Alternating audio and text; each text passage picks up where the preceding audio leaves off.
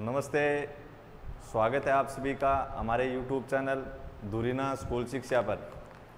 प्यारे विद्यार्थियों, आज हमारे क्लास 10 का एग्ज़ाम कंप्लीट हो चुका है और मैं आपके लिए आज जो बोर्ड एग्ज़ाम 2020 का जो अपने पेपर आया है उस पेपर का सॉल्यूशन लेकर आया हूं।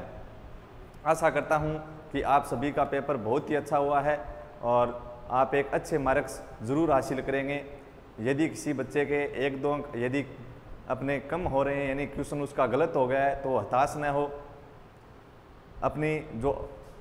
अपना जो असफलता है उस असफलता के आगे आपको झुकना नहीं है, क्योंकि आप कोई ज़रूरी नहीं है कि कागज़ का एक टुकड़ा आपकी ज़िंदगी का निर्धारण कर दे। तो प्यारे विद्यार्थियों, अपने शुरुआत करते हैं इसी बात के साथ। क्वेश्चन नंबर 1 से आपको बोर्ड एग्ज़ाम 2020 के अंदर पहला क्वेश्चन पूछा गया था क्या कि सूत्र निखिलम का प्रयोग कर 105 का वर्ग ज्ञात कीजिए। क्या दिया गया है? सूत्र निखिलम का प्रयोग कर 105 का वर्ग ज्ञात करना है। मैं आपको पूर्णतः तो हल नहीं करवा पाऊंगा, लेकिन आपको तेज गति के साथ मैं सभी क्वेश्चन का हल आप तक पहुंचाने की कोशिश करूंगा। तो आपको पहले क्वेश्चन में कहा है 105 का वर्ग किससे? सूत्र निखिलम से। तो आप सभी को पता है कि सूत्र निखिलम क्या था, उसका सूत्र क्या था, अपने क्या मेथड था अपने सूत्र निखिलम से वर्ग ज्ञात करने का, कि जो आपके पास संख्या दे रखी है इसमें से आपको विचलन चाहिए था। ठीक है, पहले क्या मानोगे? इसके अंदर आप आधार लोगे और आधार आपके पास कितना है? 100। कितना आधार लेना पड़ेगा? 100 लेना पड़ेगा। फिर आपका विचलन मिलेगा संख्या माइनस आधार, तो आपके पास विचलन आया होगा 5। कितना? 5 आया होगा। तो विचलन मैंने लिखा 5। तो सूत्र निखिलम से आपको वर्ग ज्ञात करना था, उसके लिए आपके पास सूत्र होता है उपाधार अंक। क्या? उपाधार अंक। और फिर अपना होता है संख्या प्लस विचलन, संख्या प्लस विचलन। और फिर अपने बोलते हैं तिरछी रेखा, या फिर बोल सकते हो आप इसको स्लेश बोल सकते हो, या फिर बोल सकते हैं ओब्लिक। क्या? विचलन का स्क्वायर। किसका स्क्वायर? विचलन का स्क्वायर।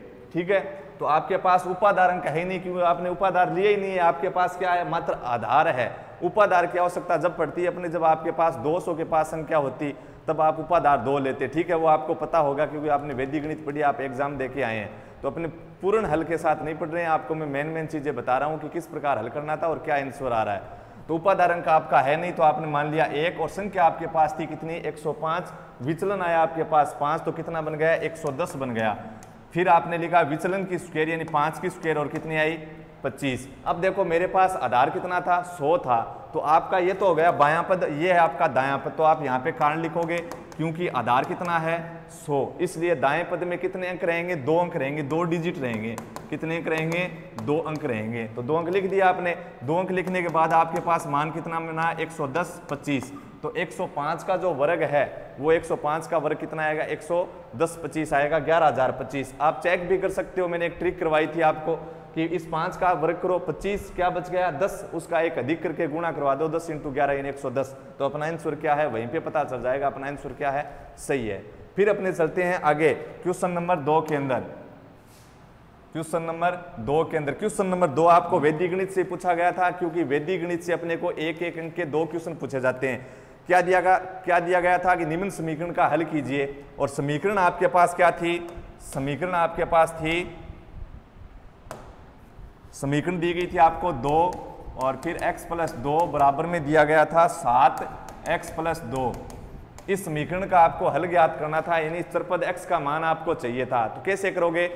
या तो इसमें आपने सीधा दिया है कि समीकरण का हल कीजिए, या तो इसमें सूत्र परावर्त्य योज्यत लगेगा, या फिर आपने पढ़ा था शून्य साम्य समुच्चय, और शून्य साम्य समुच्चय के अंदर अपने 5-6 नियम थे। तो यहाँ पे आप देखोगे तो इसके अंदर सूत्र शून्य साम्य समुच्चय लगेगा। क्यों लगेगा? उसका पहला नियम था कि यदि किसी समीकरण के अंदर अपने बायां पक्ष और दायां पक्ष में जो भी मान उभयनिष्ठ मिल रहा है, जो भी मान है उभयनिष्ठ मिल रहा है, तब अपने चरपद का मान ज्ञात कर सकते हैं।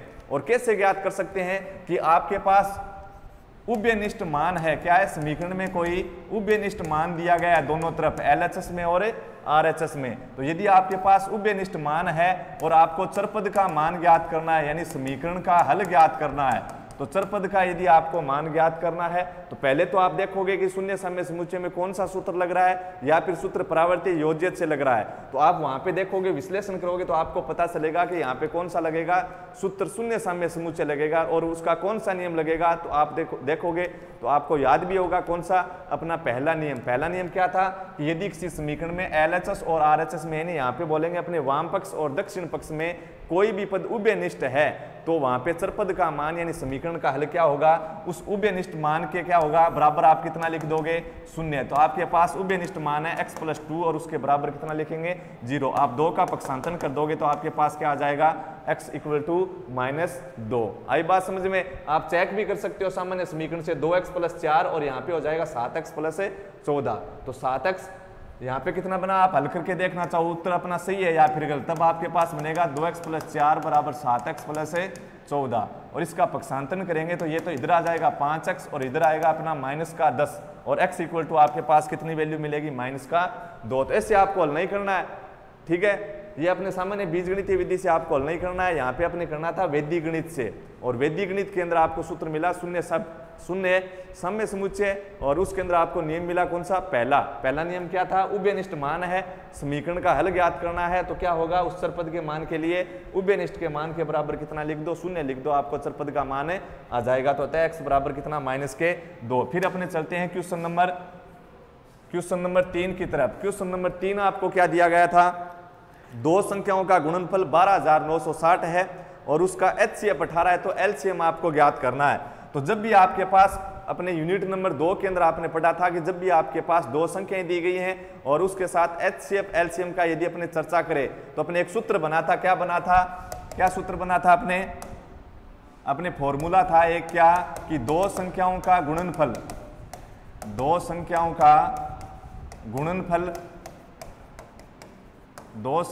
गुणनफल बराबर HCF गुणा LCM। ये अपना एक फॉर्मूला बना था यूनिट नंबर 2 वास्तविक संख्या में, रियल नंबर के अंदर। तो यहाँ पे आपको दो संख्याओं का गुणनफल दिया गया है 12,960 बराबर HCF गुणा LCM। तो यहाँ पे आपके पास HCF दिया गया है में से 18 और आपको ज्ञात करना है LCM। क्या ज्ञात करना है, LCM ज्ञात करना है। तो जो दिया गया मान था, ज्ञात राशियां थी, उसका मान मैंने रख दिया, जो अज्ञात मान है उसको मैंने वैसे का वैसा लिख दिया। लघुत्तम समापूर्ति यानी LCM आपको ज्ञात करना है। तो अपने जो इनटू में है RHS में उसका पक्षांतरण करेंगे तो किस में आएगा, भाग के अंदर आ जाएगा, हर के अंदर। ये लीजिए कितने का भाग देंगे, 18 का, तो एक के अंदर नहीं जाएगा, 2 में भी नहीं जाएगा, तो अपना हो गया 129 यानी 129 और उसके अंदर आप 18 का भाग दोगे तो कितनी बार जाएगा, 7 बार जाएगा। कितनी बार, क्योंकि अपने 5 बार देंगे 90, 6 बार जाएगा तो 108 और 7 बार जाएगा, कितने हो जाएंगे 126 और बचे अपने 3 और आगे लिखा 6 हो गए 36। 36 के अंदर 18 का भाग कितनी बार जाएगा, 2 बार। आगे शून्य का आपने क्या लिख दिया, शून्य है। तो बताओ अतः आप लिख दोगे LCM बराबर कितना है, 720। आई बात समझ में। चेक करना चाहो वापिस गुणा करके देख लो 720 को किसके साथ, HCF कितना 18 उसके साथ, तो 18 गुणा 0 0 आ जाएगा, 18 गुणा 2 36, आपके पास बचेंगे 3 और 18 को 7 से गुणा करवा दें तो अपने पास कितना बचेगा, 126 आएगा और 3 हासिल थी 129 यानी गुणनफल के बराबर आ रहा है। साथ में अपने आंसर भी आप चेक कर सकते हैं। तो इसका आंसर आपके पास कितना मिलेगा, LCM का 720 मिलेगा। कितना आएगा, 720। फिर अपना क्वेश्चन नंबर 4 दिया गया था कि मान ज्ञात कीजिए और मान ज्ञात करने यानी अपने जो चैप्टर नंबर 6 था उससे क्वेश्चन पूछा गया है कितना, 3 cos 30 डिग्री माइनस के हैं 4 cos क्यूब 30 डिग्री। इसका आपको मान ज्ञात करना है। 3 cos 30 degree minus 4 cos cube 30 degree. यह क्वेश्चन था, आपको मान ज्ञात करना। आप क्या करोगे, कोणों के जो मान की सारणी उससे मात्र आपको मान रखना था। तो 3 का 3 गुणा cos 30 की वैल्यू कितनी थी कोणों के मान की सारणी में, जितनी sin 60 की थी। तो sin 60 की थी √3/2, तो cos 30 की भी कितनी है, √3/2 माइनस 4 इंटू cos क्यूब 30। तो cos 30 का अभी अपने मान लिखा है, क्या लिखा है cos 30 की वैल्यू, कि cos 30 की वैल्यू किसके बराबर होती है, sin 60 के बराबर होती है, यानी √3/2। तो यहाँ पे cos 30 की वैल्यू आ गई √3/2 और पूरे मान की क्या करनी है, क्यूब करनी है। कितना बन गया, 3 √3/2 माइनस 4 इंटू √3 की क्यूब, मतलब √3 को √3 से कितनी बार गुणा, जितनी घात है उतनी बार गुणा। तो √3 इंटू √3 कितना बन गया, 3 बन गया, क्योंकि √3 इंटू √3 यानी अपने पढ़ा था कितना आएगा, √9 और 9 का वर्गमूल कितना होता है 3, और आगे गुणा में कितने हैं √3 है, तो कितना आ गया 3√3। तो ये लीजिए 3√3, और फिर भाग के अंदर है 2, तो अपने इस √3 की भी क्यूब होगी और इस हर वाले 2 की भी क्यूब होगी, तो 2 की क्यूब कितनी आएगी 8। फिर आपने कैंसिल किया तो आपके पास बन गए 3√3/2 माइनस 3√3/2, तो ये तो पॉजिटिव मान है, ये नेगेटिव मान है, दोनों क्या हो जाएंगे कैंसिल। तो आपका आंसर कितना आया होगा 0, तो अपना आंसर कितना आ गया 0। फिर चलते हैं अपने नेक्स्ट क्वेश्चन की तरफ। अगला क्वेश्चन है अपना कौन सा 5 नंबर। 5 नंबर में भी आपको मान ज्ञात करना है sec 36 cosec 54 minus sec 54 cosec 36, और इसकी वैल्यू आपको ज्ञात करनी है। तो आप कैसे करोगे, आपने देखा कि इन मान के कोणों की मान की सारणी से आप मान प्राप्त नहीं कर सकते, तब आपने क्या किया पूर्व कोणों के संबंध लगाओगे, और वो भी कैसे लगेंगे अपने, जिन 2 कोणों का योग कितना आ रहा है आपस में 90 आ रहा है। तो यहाँ पे sec 36 और कोसेक 54 दिया गया आपको इसके हर के अंदर, तो यहाँ आप क्या करोगे, या तो sec 36 को बदलो या फिर कोसेक 54 को। तो sec 36 को जब आप बदलोगे पूर्व कोणों के संबंध से, कि क्योंकि sec थीटा बराबर कोसेक 90 माइनस थीटा, तो sec 36 की जगह आप लिख सकते हो कोसेक 54, और आगे वाले मान के अंदर आप या तो sec को बदल लो या फिर कोसेक को। तो वहां पे यदि आपने sec को बदला है तो sec 54 की जगह आप कितना लिख सकते हो कोसेक कितने कोसेक 36 लिख सकते हो, क्योंकि पहले वाले में अपने बदला तब आपका मान आया था कि sec थीटा बराबर कोसेक 90 माइनस थीटा, तो sec कितना था 36 था, तो sec 36 बराबर कितना बना कोसेक sec थीटा बराबर क्या सूत्र था कोसेक 90 माइनस थीटा, तो sec थीटा बराबर कोसेक 90 माइनस 36 यानी कितना बन जाएगा कोसेक 54 यानी 54 डिग्री। यानी sec 36 की जगह आप क्या लिख सकते हो कोसेक 54 लिख सकते हो गया। तो पहला वाला जो मान था sec 36 उसकी जगह आपने लिख दिया कोसेक 54, और बट्टे के अंदर भी क्या है कोसेक 54 डिग्री। फिर माइनस दिया हुआ था, और माइनस के आगे आपके पास मान था कितना sec 54 डिग्री बट्टे कोसेक 36 डिग्री। इन दोनों मानों का भी योग जो है वो 90 डिग्री अपने पूर्व कोण है, कोणों के मान की सारणी से मान नहीं मिल रहे हैं अपने को, तो या तो आप sec 54 को बदलो या फिर आप किसको बदलो कोसेक 36 को। जैसे आपने sec का अपने फॉर्मूला लगाया हुआ था कारण में, तो आप sec को जैसे बदल दिया, sec 54 की जगह आपके पास आएगा कोसेक 36, तो आगे आपके पास हो जाएगा कोसेक 36 कोसेक 36। ये दोनों मान एक समान है, भाग में है तो कितनी बार भाग जाएगा एक बार, दोनों एक समान भाग गया एक बार, कितना मान आया 0। ये अपना क्या हो जाएगा आंसर। फिर चलते हैं अपने नेक्स्ट क्वेश्चन की तरफ। अगला क्वेश्चन कौन सा, क्वेश्चन नंबर 6। क्वेश्चन नंबर 6 आपको कहा है कि किसी त्रिभुज के शीर्षों से समदूरस्थ बिंदु का बिंदु लिखिए या फिर उसका बिंदु पथ लिखिए। किसी अपने क्या दिया गया है, एक त्रिभुज दिया गया है, उसके शीर्षों से, जैसे अपने शीर्ष है इसके A B C, इसके शीर्षों से समदूरस्थ बिंदु बताना है। यानी अपने जहां पे कोण है उस कोण बिंदु से, उस शीर्ष बिंदु से, इन A B C से आपको बताना है समदूरस्थ बिंदु कौन सा है। तो अपने कौन से चैप्टर का है, चैप्टर नंबर 10 का है बिंदु पथ का। शीर्षों से समदूरस्थ बिंदु, तो शीर्षों से समदूरस्थ बिंदु आपका कौन सा होगा बताओ, कहां पढ़ा था आपने। जैसे इसको मैंने जैसे O लिख दिया तो OA बराबर OB बराबर OC, या फिर आपने G लिखा है तो GA बराबर GB बराबर GC। ये मान कहां था बताओ, कहां था अपना, जब अपना कौन सा केंद्र हो, ये परिगत केंद्र हो, क्योंकि ये तीनों मान बराबर है, मतलब ये अपनी रेडियस बनेगी, त्रिज्या बनेगी, और त्रिज्या बनेगी तो अपना क्या बनेगा, एक वृत्त बनेगा, सर्किल बनेगा। आई बात समझ में। तो आपको सीधा लिखना था क्या, आपको सीधा मान लिखना था, क्या मान लिखना था कि जो त्रिभुज के शीर्ष हैं, जो त्रिभुज के शीर्ष हैं उनसे समदूरस्थ बिंदु, तो आप क्या लिखोगे कि त्रिभुजों से समदूरस्थ बिंदु अपना क्या होगा, परिकेंद्र होगा। कौन सा, परिकेंद्र, और अपना परिगत वृत्त बनता है, उससे परिवृत्त बनता है। यदि आपको भुजाओं से समदूरस्थ बिंदु पूछा होता तो भुजाओं से समदूरस्थ बिंदु यानी भुजाओं की दूरी बराबर होती, भुजाओं की दूरी बराबर होती तो इस प्रकार वृत्त बनता है, यानी अंतर्गत बनता, अंतःवृत्त बनता, तब वो अंतः केंद्र था। तो इस क्वेश्चन का अपना आंसर क्या होगा, शीर्षों से समदूरस्थ पूछा है तो अपना परिकेंद्र होगा। आई बात समझ में। फिर चलते हैं अपने नेक्स्ट क्वेश्चन की तरफ।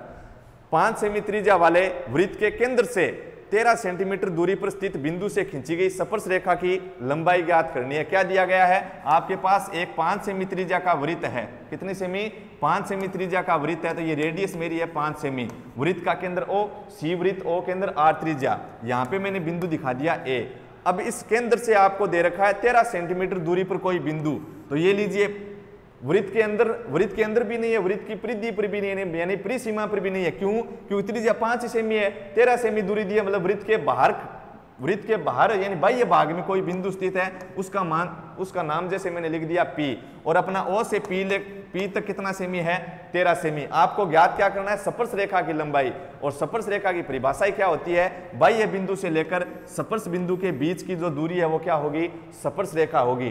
तो अपने पढ़ा होगा आपने चैप्टर नंबर 13 में, और सिद्ध भी किया होगा प्रीमे को कि वृत्त की त्रिज्या और स्पर्श रेखा के बीच में जो कोण है वो कितने डिग्री का, 90 डिग्री का, यानी सदैव परस्पर आपस में क्या रहेगी, लंबवत रहेगी। तो लंबवत है तो इसमें अपने पाइथागोरस प्रमेय लगाएंगे, समकोण त्रिभुज बन गया। तो क्या लिखोगे, ये अपना कर्ण बनेगा 90 के सामने वाली भुजा, न्यून कोण आपको कोई दिया नहीं गया है तो अपने मनमर्जी से यानी स्वेच्छा से एक आधार है एक है लंब है, तो क्या बनेगा, कर्ण स्क्वायर बराबर आधार स्क्वायर प्लस लंब स्क्वायर। तो कर्ण आपका 13, इसका आएगा 169 बराबर आधार है 5, 5 का वर्ग 25 और प्लस लंब अपने मान लिया एपी का, तो एपी का वर्ग, उसको आप हल करोगे तो एपी स्क्वायर बराबर आएगा 169 और -25 यानी 25 और कितना बनेगा 144 और 100 किसके बराबर आएगा 144, 100 एपी के बराबर 144 और वर्ग को अपने वर्गमूल के अंदर बदलेंगे किसमें, वर्गमूल में, कि वर्ग अपने पक्षांतरण करेंगे किसमें चला जाएगा, वर्गमूल में, और उसका मान आएगा पॉजिटिव नेगेटिव 12। लेकिन स्पर्श रेखा की लंबाई यानी दूरी कभी ऋणात्मक नहीं हो सकती, दूरी ऋणात्मक नहीं हो सकती, तो एपी का मान कितना आ जाएगा अपना प्लस का 12 और मान सेमी में दिया गया तो क्या आ गया सेमी, यानी स्पर्श रेखा की लंबाई कितनी है 12 सेमी। क्या पूछी थी आपको, स्पर्श रेखा की लंबाई पूछी थी। वैसे भी आप अनुमान लगा सकते हो 13, 5 और इसके साथ अपना तीसरा त्रिक क्या मिलता है, पाइथागोरियन त्रिक 12 मिलता है, तो आंसर अपना कितना आएगा 12 आएगा। फिर कह रखा है एक पासे को फेंकने पर, एक पासे को फेंकने पर 4 से छोटा अंक आने की प्रायिकता, क्वेश्चन नंबर अपना है 8, और क्या कहा है इसने, एक पासे को फेंकने पर 4 से छोटा अंक आने की प्रायिकता, 4 से छोटा अंक आने की प्रायिकता पूछी है, 4 से छोटा अंक आने की। तो आपको पता है कि एक पासे को फेंकोगे तो आपके पास कुल परिणाम कितने आएंगे, 6 आएंगे। कौन कौन से, 1 2 3 4 5 और 6, ये मेरे पास क्या है कुल परिणाम है। हो गया काम। फिर आपको पूछिए प्रायिकता, तो आप प्रायिकता क्या लिखोगे, सूत्र लिखोगे कि किसी घटना की प्रायिकता पीई बराबर अनुकूल परिणाम बटा कुल परिणाम। तो आपको पूछा है 4 से छोटा अंक, तो 4 से छोटा, 4 को नहीं लेना है, क्या पूछा 4 से छोटा, तो आपके पास अनुकूल परिणाम क्या आएंगे 1 2 और 3, यानी 3 आपके पास परिणाम मिलेंगे। अनुकूल परिणाम कौन कौन से मिले, 4 से छोटे अंक में 1 2 और 3, क्यों 4 ले लिया वो 4 के बराबर हो गया। अपने ऐसा कहता कि 4 या 4 से छोटा, तब अपने 4 को लेते और 4 से अपने जो छोटे मान थे उनको भी लेते। लेकिन अब क्या कहा 4 से छोटा, यानी 4 से जो छोटा है उसी अंक को लेना है, तो कौन से मिले 1 2 और 3। तो आप लिखोगे वहां पे सूत्र लिख के आपको पूर्णतः हल करना है, ठीक है। तो अनुकूल परिणाम मिलेंगे आपको कितने 3 और बटे कुल परिणाम 6। तो आप जब इनको विभाजित करोगे तो आपके पास मान कितना आ जाएगा 1/2, यानी आपकी जो प्रायिकता का मान था 4 से छोटे वाले का, वो प्रायिकता का मान कितना आया 1/2 और अनुकूल परिणाम कितने थे उसमें 3 थे, 1 2 3। फिर अपने अगला नेक्स्ट क्वेश्चन दिया है वाहनों के लिए आवश्यक पीयूसी का पूरा नाम। सड़क सुरक्षा लागू होने के बाद कभी भी अपने जो भाषा का अपना जो क्वेश्चन है वो कभी भी आज तक नहीं पूछा है, ये पहली बार हुआ है कि अपने भाषा का क्वेश्चन पूछा है। हालांकि करवाया सब कुछ जाता है, अपने जो सामाजिक है उसके अंदर भी अपने सड़क सुरक्षा लागू होती है, इंग्लिश के अंदर भी होती है, तो उनके अंदर करवा दिया जाता है। हालांकि अर्धवार्षिक परीक्षा के अंदर भाषा के जो क्वेश्चन है, जैसे दोपहिया वाहन को हेलमेट का प्रयोग करना क्यों आवश्यक है, क्यों करना चाहिए, सीसीटीवी कैमरे क्या उपयोग है, ऐसे पूछे जाते हैं। लेकिन बोर्ड एग्जाम में ऐसा क्वेश्चन अपने कभी भी नहीं आया, यानी ये अपने ये प्रदर्शित करता है कि अपना जो आज का पेपर है बोर्ड एग्जाम 2020 वो आपका बहुत ही आसान अपने पेपर पूछा गया है अब की बार। तो आपको पूछा है पीयूसी का नाम, तो सबको पता है क्या है, पोल्यूशन अंडर कंट्रोल, ये तो होता है प्रदूषण प्रमाण पत्र, यानी सॉरी पीयूसी, तो पोल्यूशन और पीयूसी, तो क्या लिखोगे इसका पूर्ण नाम अपने प्रदूषण नियंत्रण प्रमाण पत्र, पोल्यूशन अंडर कंट्रोल सर्टिफिकेट लिख सकते हो, ठीक है। या फिर हिंदी में लिखना चाहो तो क्या लिखोगे प्रदूषण नियंत्रण प्रमाण पत्र, ये अपना था पीयूसी का पूरा नाम। सीसीटीवी का पूरा नाम पूछा जाता है, क्या लिखते हैं क्लोज्ड सर्किल टेलीविजन, किसका सीसीटीवी का। तो अपने फिर अगला नेक्स्ट क्वेश्चन है कौन सा, क्वेश्चन नंबर 10। क्वेश्चन नंबर 10 ऐसा क्वेश्चन मैंने भी बताया था 1 नंबर के अंदर, यदि 1 नंबर में क्वेश्चन पूछा जाता है तो किस प्रकार का पूछा जाएगा, तब अपने इस प्रकार के क्वेश्चन की चर्चा की थी कि एक कार 3 मिनट में पहला सिग्नल कब है, पहला सिग्नल पार करने में लगते हैं 3 मिनट। तो एक कार पहला सिग्नल 3 मिनट में और दूसरा अपने 6 मिनट में, तीसरा 9 मिनट में। तो दूसरा जो सिग्नल है वो कितने मिनट में, 6 मिनट में, तीसरा सिग्नल कितने मिनट में, 9 मिनट में। तब उसने पूछा है तो वह 13वां सिग्नल कितने समय में पार करेगी। कौन सा सिग्नल? 13वां सिग्नल। तो पहला 3 मिनट में, दूसरा 6 में, तीसरा 9 में। तो इसी प्रकार कौन सा पूछा है? 13वां सिग्नल कितने मिनट में पार करेगी, यानी 13वां जो सिग्नल है उसका मान पूछा है। तो आप क्या लिखोगे? क्योंकि nवां पद का मान ज्ञात करना है तो an या tn बराबर अपना a plus n minus 1 into D. तो आपको पूछा है 13 का मान, तो आप सूत्र से कर सकते हो, आप फिर सीधा लिख सकते हो। सूत्र को हल करोगे तो बनेगा आपका a प्लस 12d। आपके पास a की जो वैल्यू है वो कितनी है? 3 प्लस 12 इंटू डी। सार्वंत्र बताओ कितना है? a3 minus a2। ऐसे तो किया था अंतिम वाले में, पहले वाला आपने लेस किया था, घटाया तो 6 माइनस 3 यानी कितना आएगा? 3। तो अपने पहले गुणा होगा 12 इंटू 3 यानी 36, 36 प्लस 3 यानी 39, 39 मिनट। तो अपना जो 13वां सिग्नल पार करेगा उसको कितने मिनट लगेंगे? 39 मिनट लगेंगे, 39 मिनट लगेंगे। फिर आपके पास क्वेश्चन दिया है 11 नंबर, यानी कितने अंकों के आप क्वेश्चन आ गए अपने पास? 2 अंकों में। और आपको ये जो क्वेश्चन पूछा गया है 11 नंबर कहां से? वैदिक गणित से। वैदिक गणित में आपको अब की बार पूछा गया प्रावर्त्य आधारित यानी प्रावर्त्य योजित विधि द्वारा आपको भागफल ज्ञात करना है। कौन सा? 14,885 और भाग देना है आपको 123 का। तो ये अपना मेथड क्या था? प्रावर्त्य योजित से भाग देने का। प्रावर्त्य योजित से आपको भाग देना है। किससे? प्रावर्त्य योजित के द्वारा। कैसे दोगे भाग बताओ? इसमें आपका क्या तरीका था? पहले आपको आधार मानना था तो आप आधार लिखोगे, कितना आया? 100 आया, ठीक है। और इसमें जब अपने भाग देते हैं तो अपने पास कितने खंड बनाते हैं? 3 खंड बनाते हैं, पहला, दूसरा और तीसरा। अपने तृतीय खंड से स्टार्ट करेंगे। पहला जो खंड है वो अपने भाजक के बारे में है। किसके? भाजक के बारे में। तो भाजक आपका क्या है? पहले लिखेंगे भाजक। भाजक आपका है 123 और उसके बाद में आप लिखना चाहो तो विचलन लिख सकते हो। क्या लिख सकते हो? विचलन। और विचलन का आपने सूत्र पढ़ा होगा क्या? कि संख्या माइनस आधार। तो संख्या है आपके पास 123, आधार है 100, तो कितना बचेगा? प्लस के 23 बचेगा। तो आपके पास जो विचलन है वो कितना आ गया? 23। एक होता है अपना परम मित्र। क्या होता है? परम मित्र। परम मित्र के अलग अलग नाम है। परम मित्र बोल सकते हो, परिवर्तित अंक बोल सकते हो, संशोधित अंक बोल सकते हो, पूरक अंक बोल सकते हो, ठीक है। एक ही नाम है सभी के सभी। और परम मित्र क्या होता है? ऐसा मान जिसको किसी संख्या में जोड़ने या घटाने पर आधार बन जाए। विचलन से अलग है। विचलन परम मित्र एक नहीं है, विपरीत है एक दूसरे के। सीधा समझना चाहो, परिभाषा नहीं देखना चाहो परम मित्र की, तो आप सीधा बोल सकते हो परम मित्र विचलन का विपरीत है। यदि अपने विचलन प्लस का 23 है तो यहाँ पे आपके पास परम मित्र कितना आएगा? माइनस का 23 आएगा। अब इस अपने जो 23 लिखा है, ये 2 के ऊपर मैंने जो चिन्ह लगाया है, अपने नंबर सिस्टम में इसको बोल देते हैं बार, लेकिन यहाँ पे क्या है? विनकुलम है, ठीक है। माइनस का 23 था इसलिए बोला है मैंने विनकुलम 2, विनकुलम 3, यानी कितने हैं? माइनस के 23 हैं। तो ये आ गया इसके बारे में, भाजक के बारे में। तीसरे खंड के पास जाएंगे। अपने आधार 100 था तो तीसरे खंड में 2 ही अंक रहेंगे, तो आपके पास रहेंगे 8 और 5। 8 और 5, अंतिम 2 अंक लिख दिए। शेष बचा वो सेकंड खंड में आ जाएगा, मध्य खंड में।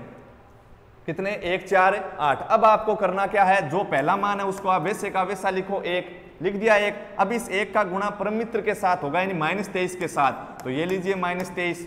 फिर वापिस इनको जोड़ो तो आपके पास बनाओ, क्योंकि आपको ये आपका पढ़ा हुआ है इसलिए मैं फर्स्ट करवा रहा हूं आपको। 4 में से 2 जाएंगे तो आपके पास कितने आए? 2, ठीक है। 2 का गुणा अपने -23 के साथ होगा तो आपका कितना बनेगा? माइनस के कितने आएंगे आपके पास?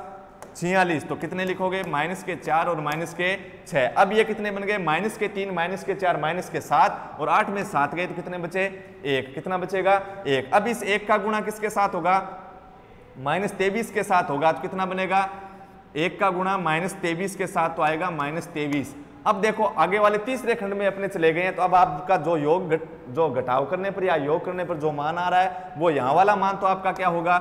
शेषफल। और यहाँ वाला मान आपने पढ़ा होगा क्या होगा? भागफल। तो कितना याद? -6, -2, यानी कि इधर से चालू करेंगे। 5 में से 3 गए कितने? 2, ठीक है। क्योंकि यहाँ पे योग घटाव करना है तो अपने दाहिनी तरफ से चालू करते हैं। तो 8 -6 -2 -8, 8 में से 8 जाएंगे कितने बच गए? 0। तो शेषफल आपके पास है 2 और आपका जो भागफल है वो आया 121। ये आपका क्या होगा? आंसर होगा। अब चलते हैं नेक्स्ट क्वेश्चन की तरफ। अगला जो क्वेश्चन है अपना क्वेश्चन नंबर 12। क्वेश्चन नंबर 12 है आपका 7/80। कितना? 7/80 का दशमलव प्रसार। किसका? 7/80 का जो दशमलव प्रसार है वो शांत है या फिर अशांत आवर्ती? अनावर्ती तो पूछ ही नहीं सकता है शांत अनावर्ती, क्योंकि वो तो कब होगा? जब अप्रिमेय संख्या है। तो शांत है या फिर अशांत आवर्ती बिना विभाजन प्रक्रिया के किए, यानी अपना जो भागफल की प्रक्रिया है वो आपको यूज नहीं करनी है कि 7 के अंदर आप 80 का भाग देने लग जाएं, ठीक है। तो उपयोग करते हुए ज्ञात करना है अपने को। दशमलव प्रसार अपने बताना है शांत है या फिर अशांत, और उसके बाद में दशमलव प्रसार आपको बिना लंबी विभाजन प्रक्रिया के और ज्ञात करना है। तो क्या कहा है, 7/80 का दशमलव प्रसार आपको पूछा है शांत है या फिर अशांत, शांत है या फिर अशांत। और अशांत दो प्रकार का था, लेकिन यहाँ पे क्या हो सकता है, आवृत्ति हो सकती है। क्यों? क्योंकि आवृत्ति जो है अनावर्ती तब होगी, अशांत अनावर्ती उसी का मान प्राप्त होता है दशमलव प्रसार। जो संख्याएं क्या होती हैं, अप्रिमेय होती हैं। तो यहाँ पे आपको कौन सी संख्या दे रखी है, प्रिमेय। प्रिमेय के लिए आपके पास होता है एक तो शांत दशमलव प्रसार और एक होता है अशांत आवर्ती। तो दशमलव प्रसार का जब भी आपने दशमलव प्रसार के बारे में पढ़ा था चैप्टर 2 में, तब आपने सीखा था कि जो आपका हर है उस हर के आप क्या निकालते हो, अभाज्य गुणनखंड। हर के आपने क्या निकाले हैं, अभाज्य गुणनखंड। और हर के अभाज्य गुणनखंड कितने हैं बताओ, 2 × 2 × 2 और हर के अभाज्य गुणनखंड आप निकाल लोगे एक तरफ, ठीक है। तो कितने आएंगे, पहले आपने 2 का भाग दिया 40, फिर 2 का दिया 20, फिर 2 का दिया 10, और फिर आप कितने का दोगे, 2 का भाग 2 यानी 16 बन जाएगा, और इंटू कितना 5।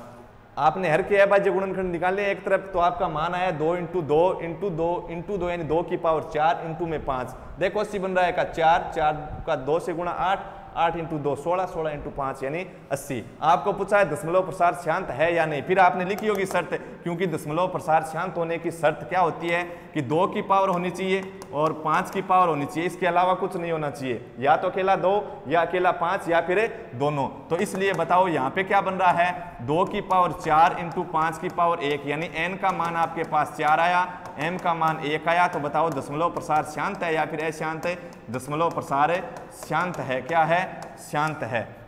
लेकिन यहाँ पे देखो आपको क्वेश्चन दिया गया है, प्रिमेय संख्या 7/80 का दशमलव प्रसार शांत है या अशांत आवृत्ति बिना लंबी विभाजन प्रक्रिया का उपयोग किए ज्ञात कीजिए। 2 अंक का क्वेश्चन है, यदि 1 ही अंक का क्वेश्चन होता तो आपको इतना ही पूछता कि दशमलव प्रसार शांत है या फिर अशांत आवृत्ति। लेकिन यहाँ पे आपको 2 अंक का क्वेश्चन दिया गया है, तो आपको क्या करना है, इसका दशमलव प्रसार का मान ज्ञात करना है। तो आप दशमलव प्रसार आप ज्ञात करोगे, क्या करोगे, दशमलव प्रसार का जो मान है वो मान आपको ज्ञात करना है। वो कैसे करोगे, आपके पास कितना था, 7/80 था, बराबर 7/80 को आपने क्या लिख दिया, 2 की पावर 4 × 5 की पावर 1, यही तो लिखा। तो अब आप क्या करोगे, इसको आपको 10 बनाना है। कितना बनाना है, यहाँ पे 10 की पावर बनाना है, और वो तभी बनेगी जब दोनों की पावर समान हो, दोनों की पावर समान हो। तो इस 5 के पास अपने 1 पावर है, यदि मैं इस 5 की पावर 4 बनाना चाहूं तो अकेले हर के साथ तो गुणा कर नहीं सकता, तो मैंने क्या किया, उस पावर को अंश बाई हर से गुणा करवा दिया। तो 3 पावर 1 पावर कितनी बन जाएगी, 4 पावर। तो ऊपर हो गया 7 × 5 की क्यूब यानी 125, और बट्टे में कितना, 2 की भी पावर 4 × 5 की पावर 1 गुणा 5 की पावर 3। आधार समान है, गुणा में है तो घातें जुड़ जाएंगी, यानी कितनी आ जाएगी, 5 की पावर 4, और ये कुल मिला के कितने बन जाएंगे, a की पावर m गुणा b की पावर m। तो उसको लिख सकते हो आप ab की होल पावर m, यानी 10 की पावर कितनी आ जाएगी, 4। और 10 की पावर 4 को आप क्या लिख सकते हो, 1 के आगे कितने शून्य, 4 शून्य।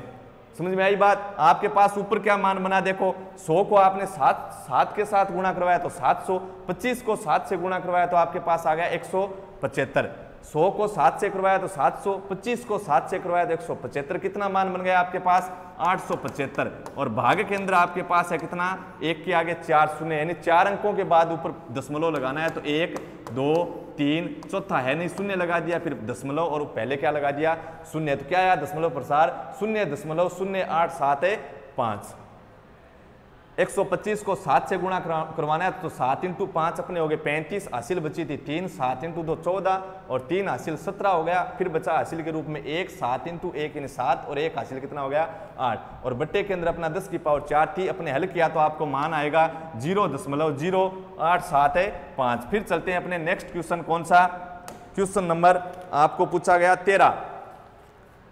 13 नंबर है अपना 15 नंबर चैप्टर से। 14 सेमी त्रिज्या के वृत्त के त्रिज्या खंड द्वारा 14 सेमी त्रिज्या, आर कितनी दे रखी है आपको, आर का मान दिया आपको 14 सेमी, ठीक है, आर 14 है। फिर आपको पूछा है केंद्र पर अंतरित कोण, यानी केंद्रीय कोण, और केंद्रीय कोण को दर्शाते हैं थीटा के द्वारा, उसकी वैल्यू आपको दी गई है 90 डिग्री। फिर आपको पूछा है वृत्त के लघु त्रिज्या खंड के चाप की लंबाई, क्या पूछी है? चाप की लंबाई पूछी है। तो चाप की लंबाई का आपका फॉर्मूला ध्यान में होना चाहिए। क्या था चाप की लंबाई का सूत्र? आप लिखोगे क्योंकि चाप की लंबाई बराबर क्या? पाई आर थीटा बाई 180। और पाई की वैल्यू बताओ, इसने कहा है क्या कुछ कि 3.14 रखनी है? कुछ भी नहीं कहा है। तो अपने कितना लिखेंगे? 22/7 गुणा आर आपके पास है 14 गुणा थीटा है 90 और बाई कितना 180। इसके अंदर भाग गया 2 बार, 7 को मैंने कैंसिल किया 14 से कितनी बार? 2 बार, 2 से 2 क्या हो गया? कैंसिल। तो कितना बचा? 22। और क्या आया? सेमी। क्या पूछा था आपने? चाप की लंबाई पूछी थी। तो बताओ उसकी चाप की लंबाई कितनी आएगी? 22 सेमी आएगी। आसान सा क्वेश्चन था, आप कर सकते हो। फिर अपना क्वेश्चन नंबर कौन सा? 14। क्वेश्चन नंबर कौन सा है? 14 है। एक शंकु के आधार का व्यास क्या दिया हुआ है आपको? एक शंकु दिया गया है, उसका व्यास 14 मीटर है। तो आप मेरे को बताइए आर कितनी होगी? आर होगी कितनी? 7 सेंटीमीटर। क्योंकि व्यास 14 है तो आर कितनी हो गई? 7 सेंटीमीटर। अपने किस में दे रखा है? मान मीटर में दे रखा है। तो आप किस में लिख दोगे? मीटर में लिख देंगे। ये लीजिए किस में? मीटर में। तो ये लो मीटर। आर का मान कितना? 7 मीटर। व्यास 14 मीटर है तो आर कितनी हो जाएगी? 7 मीटर हो जाएगी। तिर्यक ऊंचाई यानी एल का मान दे रखा है 25 मीटर। तो ये लीजिए एल बराबर कितना? 25 मीटर। शंकु का संपूर्ण पृष्ठीय क्षेत्रफल, आसान सा क्वेश्चन है, मात्र आपको फॉर्मूला लगाना है। शंकु का संपूर्ण पृष्ठीय यानी टीएस से, टोटल सरफेस एरिया, क्या अपना फॉर्मूला था? तो आप लिखोगे शंकु का संपूर्ण पृष्ठीय क्षेत्रफल टीएस से तो बराबर क्या था? पाई आर कोष्टक में एल प्लस आर। तो पाई की जगह 22/7, आर की वैल्यू है 7, एल अपना कितना है? 25 प्लस आर आपके पास कितनी है? 7। तो कितना बन गया? 7 से 7 कैंसिल, 22 गुणा 25 प्लस 7 कितने हो गए? 32। और 22 का आप गुणा करवा दो, इसका कितना हो गए? 44। 22 × 2 44। आपके पास बचे 4, 22 × 3 होते हैं अपने कितने? 66 और 4 कितने हो गए? 70। यानी 704 मान किसमें था? मीटर क्षेत्रफल है तो स्क्वायर, 704 मीटर स्क्वायर। क्या पूछा था? शंकु का संपूर्ण पृष्ठीय क्षेत्रफल। तो सूत्र होता है पाई आर कोष्टक एल प्लस है आर। वक्र पृष्ठ होता है अपना इसका क्या? पाई आर है एल। बेलन का संपूर्ण पृष्ठ क्या था? बेलन का संपूर्ण पृष्ठ था अपना 2 पाई आर कोष्टक एच प्लस है आर। तो शंकु का बन जाएगा 2 हटेगा तो 2 हट गया, पाई आर एच की जगह एल आ जाता है। तो क्या बना? पाई आर कोष्टक एल प्लस है आर। हल किया, गणना आप देख लेना कि जल्दबाजी में कहीं गलत ना हो। और मान कितना मिला अपने पास? 704। फिर चलो अपने नेक्स्ट क्वेश्चन की तरफ। नेक्स्ट क्वेश्चन है अपना, जैसा मैंने सड़क सुरक्षा में आपको बताया था कि इसके अकॉर्डिंग अपने मैंने 2 क्वेश्चन बताए थे 2 टाइप के, उसके अकॉर्डिंग आपको सड़क सुरक्षा में पूछा जाता है। वही आपको पूछा है कि एक सीधे 8 मीटर ऊंचे खंबे के शीर्ष पर एक सीसीटीवी कैमरा लगा हुआ है और फिर अपना वो यातायात देख रहा है। फिर आपको पूछा क्या है? 10 मीटर दूरी तक देख सकता है, कुछ भी कहे इसको आपको कोई फर्क नहीं पड़ेगा। 8 मीटर ऊंचा, कितनी ऊंचाई पर लगा हुआ खंबे पर? 8 मीटर ऊंचाई पर। और 10 मीटर दूरी के रेखा के आगे यातायात देख सकता है या नहीं देख सकता है, उससे कोई फर्क नहीं पड़ेगा। खंबे के चारों ओर परछाई द्वारा निर्मित वृत्ताकार क्षेत्र का क्षेत्रफल, आपको पहले ही कह दिया कि जो सर्किल बन रहा है उसका क्षेत्रफल, मैंने आपको बताया भी था कि आपको कुछ भी कह दे क्षेत्रफल के बारे में आप किसका लगाओगे? सर्किल का। तो आपको क्षेत्रफल पूछा है तो आप वृत्त का क्षेत्रफल का लगाओगे, यानी आपके पास क्या बना? पाई आर स्क्वायर। पूरे आपको पूरा करना है, ठीक है, बेसिक के साथ, कारण सहित आपको लिखना है। मैं आपको मात्र हल बता रहा हूं कि ऐसे आपको करना था। तो वृत्त का क्षेत्रफल यानी पाई आर स्क्वायर, पाई की वैल्यू इसने कही है कितनी रखनी है? 3.14 गुणा आर स्क्वायर। तो आर बताओ, आपके पास इस प्रकार एक पोल था, वो क्षैतिज पर स्थित था, कितने डिग्री पर? 90 डिग्री पर। ये लीजिए 90 डिग्री पर सी पर अपना सीसीटीवी कैमरा लगा हुआ था और वो 10 मीटर तक, कहां तक है? 10 मीटर रेखा तक आगे यातायात देख सकता है। तो वो अपनी दूरदृष्टि का मान दे रखा था 10 और अपने जो खंबे की जो ऊंचाई थी कितनी थी? 8 मीटर। मैंने आपको आधार क्या लेने के बारे में कहा था? जहां पे अपना पोल स्थित है वो क्षैतिज अपने को काम में लेना है, न कि सीसीटीवी वाला। तो ये अपना क्षैतिज होगा। इसका पहले आप मान निकालो, ये मान आते ही अपना किसका मान मिल जाएगा? आर का। तो कितना आएगा? 10 8 आप निकालोगे, कर्ण स्क्वायर बराबर आधार स्क्वायर प्लस लंब स्क्वायर, तो आपके पास मान मिलेगा ये कितना? 6 मीटर मिलेगा। 6 8 10 पाइथागोरियन त्रिक होते हैं, ठीक है, आपको पूर्णतः निकालना है। तो 100 माइनस होगा 64, 36 और 36 का रूट आ जाएगा 6। तो आर स्क्वायर यानी 6 का स्क्वायर यानी कितना? 36। तो 3.14 को आप किससे गुणा करवा लोगे? 36 से गुणा करवा लोगे। तो 36 को 4 से गुणा करवाएं तो आएगा 144, यानी आपके पास कितने बचे? 14 बच गए। फिर 36 का 1 से गुणा करवाओगे, 36 और 14 हो गए 50 और आपके पास कितने बचे? 5 बच गए। और फिर 36 को 3 से गुणा करवाया 108, 108 और 5 कितने हो गए? 113। कितने अंकों बाद? दशमलव, 2 अंकों बाद दशमलव। मान सेमी में है तो सेमी स्क्वायर आ जाएगा, मीटर में है यहाँ तो क्या लिख दोगे? Metre square. आंसर आपके सामने है, कितना आंसर आएगा। फिर चलो अपने नेक्स्ट क्वेश्चन की तरफ। अगला क्वेश्चन आपको दिया गया है क्या, यानी पार्ट सी के अंदर आ गए 3 अंकों में कि x square minus 2x minus 15 के शून्य ज्ञात कीजिए। तो आप पहले तो क्या करोगे, एक्स स्क्वायर माइनस 2x, आसान सा क्वेश्चन है, अपने उदाहरण नंबर 1 में प्रयास करते हैं, यानी चैप्टर की जब शुरुआत करते हैं तो इसी प्रकार के इसी मेथड के क्वेश्चन के साथ अपने स्टार्ट करते हैं। तो पहला ही उदाहरण दे दिया जिसने अपने चैप्टर 3 के अंदर बहुपद वाले के अंदर, और अपना फर्स्ट एग्जाम्पल जिसने निकाला है, एक ही एग्जाम्पल जिसने निकाला है, तो उसके अकॉर्डिंग वो क्वेश्चन कर सकता है। और कितने अंकों का है, 3 अंकों का। यानी थोड़ी सी यदि इस पेपर के अंदर जिसने मेहनत की है वो अपने बहुत अच्छे मार्क्स प्राप्त कर सकता है। तो विद्यार्थियों अपने क्या दे रखा है, x square minus 2x minus 15, और इसके शून्य का आपको ज्ञात करने हैं। ये आपको बहुपद दिया गया है, इसका शून्य का आप ज्ञात कर लोगे गुणनखंड विधि से। तो पहले आपको संख्या ज्ञात करनी पड़ेगी, आसान सा क्वेश्चन है, आप खुद कर सकते हो। देखो, गुणा करने पर आने चाहिए नेगेटिव 15 और जोड़ने घटाने पर आने चाहिए अपने माइनस के 2, तो आपको संख्या मिली 5 और 3। ठीक है, उसके बाद में आपने देखा कि योग और घटाने पर आ रहा है नेगेटिव, तो क्या लगाया, नेगेटिव। गुणा करने पर आ रहे हैं नेगेटिव, कब आता है, जब दोनों चिन्ह क्या हो, अलग अलग। दोनों के साथ मैंने क्या लगा दिया, चरपद लगा दिया। तो देखो -3 -5 प्लस 3 कितना बचेगा, -2, और गुणा जब आप कराओगे तो आपके पास कितना आ जाएगा, -15x स्क्वायर। तो ये आपको मान मिलेंगे, फिर आप इसके शून्य ज्ञात कर लोगे, और शून्य ज्ञात करने के बाद में आपको सत्यता स्थापित करनी। तो आप क्या करोगे कि शून्य अंकों का योग क्या होगा, अल्फा प्लस बीटा बराबर -b/a, और फिर अल्फा गुणा बीटा बराबर क्या होगा, c/a। यही तो था। तो वहां पे आपके पास शून्य का आपके पास प्राप्त होंगे, दो शून्य का आप यहाँ से ज्ञात कर लोगे, और फिर आपका एक तो सूत्र लगेगा शून्य अंकों का योग यानी -b/a, और एक लगेगा शून्य अंकों का गुणनफल यानी अल्फा गुणा बीटा, और बराबर कितना, c/a। यहाँ से आपके पास b और a की वैल्यू आएगी, और यहाँ आपके पास c और a की वैल्यू आएगी। फिर आप क्या करोगे, इस b और a और c की जो वैल्यू है इस द्विघात बहुपद के साथ तुलना करके देखोगे कि अब अपने पास b a c का जो मान आ रहा है वही पहले आ रहा था क्या। अगर आ रहा है तो अपने क्या हो जाएगी, उनमें सत्यता साबित हो जाएगी। ठीक है, तो चलो फिर अपने नेक्स्ट क्वेश्चन की तरफ। अगला क्वेश्चन है आपका कि किसी समांतर श्रेणी के दूसरे और तीसरे पद कितने हैं, 24 और 28 हैं। कितने, 24 और 28। दूसरा पद 24 है, तीसरा 28 है। दूसरा 24, तीसरा 28, यानी सार्वंत्र कितना चल रहा है, 4 का चल रहा है। 24 से 28 यानी 28 माइनस 24 यानी 4 का चल रहा है। तो बताओ प्रथम पद कितना हुआ, 20 हो गया। प्रथम पद 20 है, दूसरा 24 है, तीसरा 28। अपने प्रथम पद ज्ञात कर लिया। कैसे, सार्वंत्र आपने ज्ञात किया, उसके अकॉर्डिंग आपने कौन सा पद ज्ञात किया, पहला पद ज्ञात कर लिया। फिर कह रहा है श्रेणी के पहले 61 पदों का योगफल ज्ञात करो। कितने, 61 पदों का योगफल ज्ञात करो। तो आप अब सूत्र लगा देंगे n पदों के योगफल का, Sn बराबर n/2 2a plus n-1 into D. n आपके पास है 61 और a आपके पास है 20, और d का मान कितना है, 4 है। ज्ञात कर लोगे, आसानी से हो जाएगा। ठीक है, कर लेना। कौन सा सूत्र लगेगा, अपने छोटे वाला नहीं लगेगा। क्यों, क्योंकि अंतिम पद की अपने पास वैल्यू नहीं है 61 नंबर की। तो Sn बराबर n/2 2a plus n-1 into D, और n की जगह आपको दिया गया 61 पदों का योगफल यानी S61 बराबर 61/2, और 2a आपने ज्ञात कर लिया 20 प्लस n की जगह 61-1 इंटू डी कितना है, 4 है। d अपने ज्ञात किया था a3 माइनस a2 से। d आने के बाद में आपने a ज्ञात किया था कि a2 था a प्लस d, उसके अंदर आपने d का मान रख दिया, आपके पास a1 आ गया। अब इसको अपने हल करेंगे तो इसका आंसर आ जाए कितना, 61/2, और कितना बन गया 2 इंटू 20 यानी अपने 40, प्लस 61 में से 1 जाएगा 60, और 60 इंटू 4 कितना हो जाएगा अपना 240, और 240 और कितने हैं अपने प्लस के 40 यानी कितने हो गए 280, और 280 के अंदर अपने 2 का भाग देंगे 140 बार जाएगा 140, और 140 को आप 61 से गुणा करवा लेना। ठीक है, गणना आप देख लेना थोड़ी। 2a तो 2 इंटू 20 यानी 40, और 61 में से 1 गया 60, 60 इंटू 4 यानी 6 इंटू 4 हो गए 24, और 240 बनेंगे। यहाँ पे अपना कितना हो गया 280, 280 के अंदर 2 का आपने भाग दिया था यानी आधा किया था 140, और 140 को आप 61 से गुणा करवा देना, आपका आंसर आ जाएगा। फिर चलते हैं अपने नेक्स्ट क्वेश्चन में। नेक्स्ट क्वेश्चन आपको दिया गया क्वेश्चन नंबर 18, यानी चैप्टर नंबर 9 है, सॉरी चैप्टर नंबर 8 है ऊंचाई और दूरी। उसका क्वेश्चन नंबर लगभग 11 या 12 नंबर क्वेश्चन है ये अपना, कि एक 12 मीटर ऊंचा पेड़ तेज हवा से इस प्रकार टूट जाता है कि टूटा हुआ भाग अपने क्या करे, जमीन को स्पर्श करे, और कितने डिग्री कोण के साथ, 30 डिग्री कोण के साथ।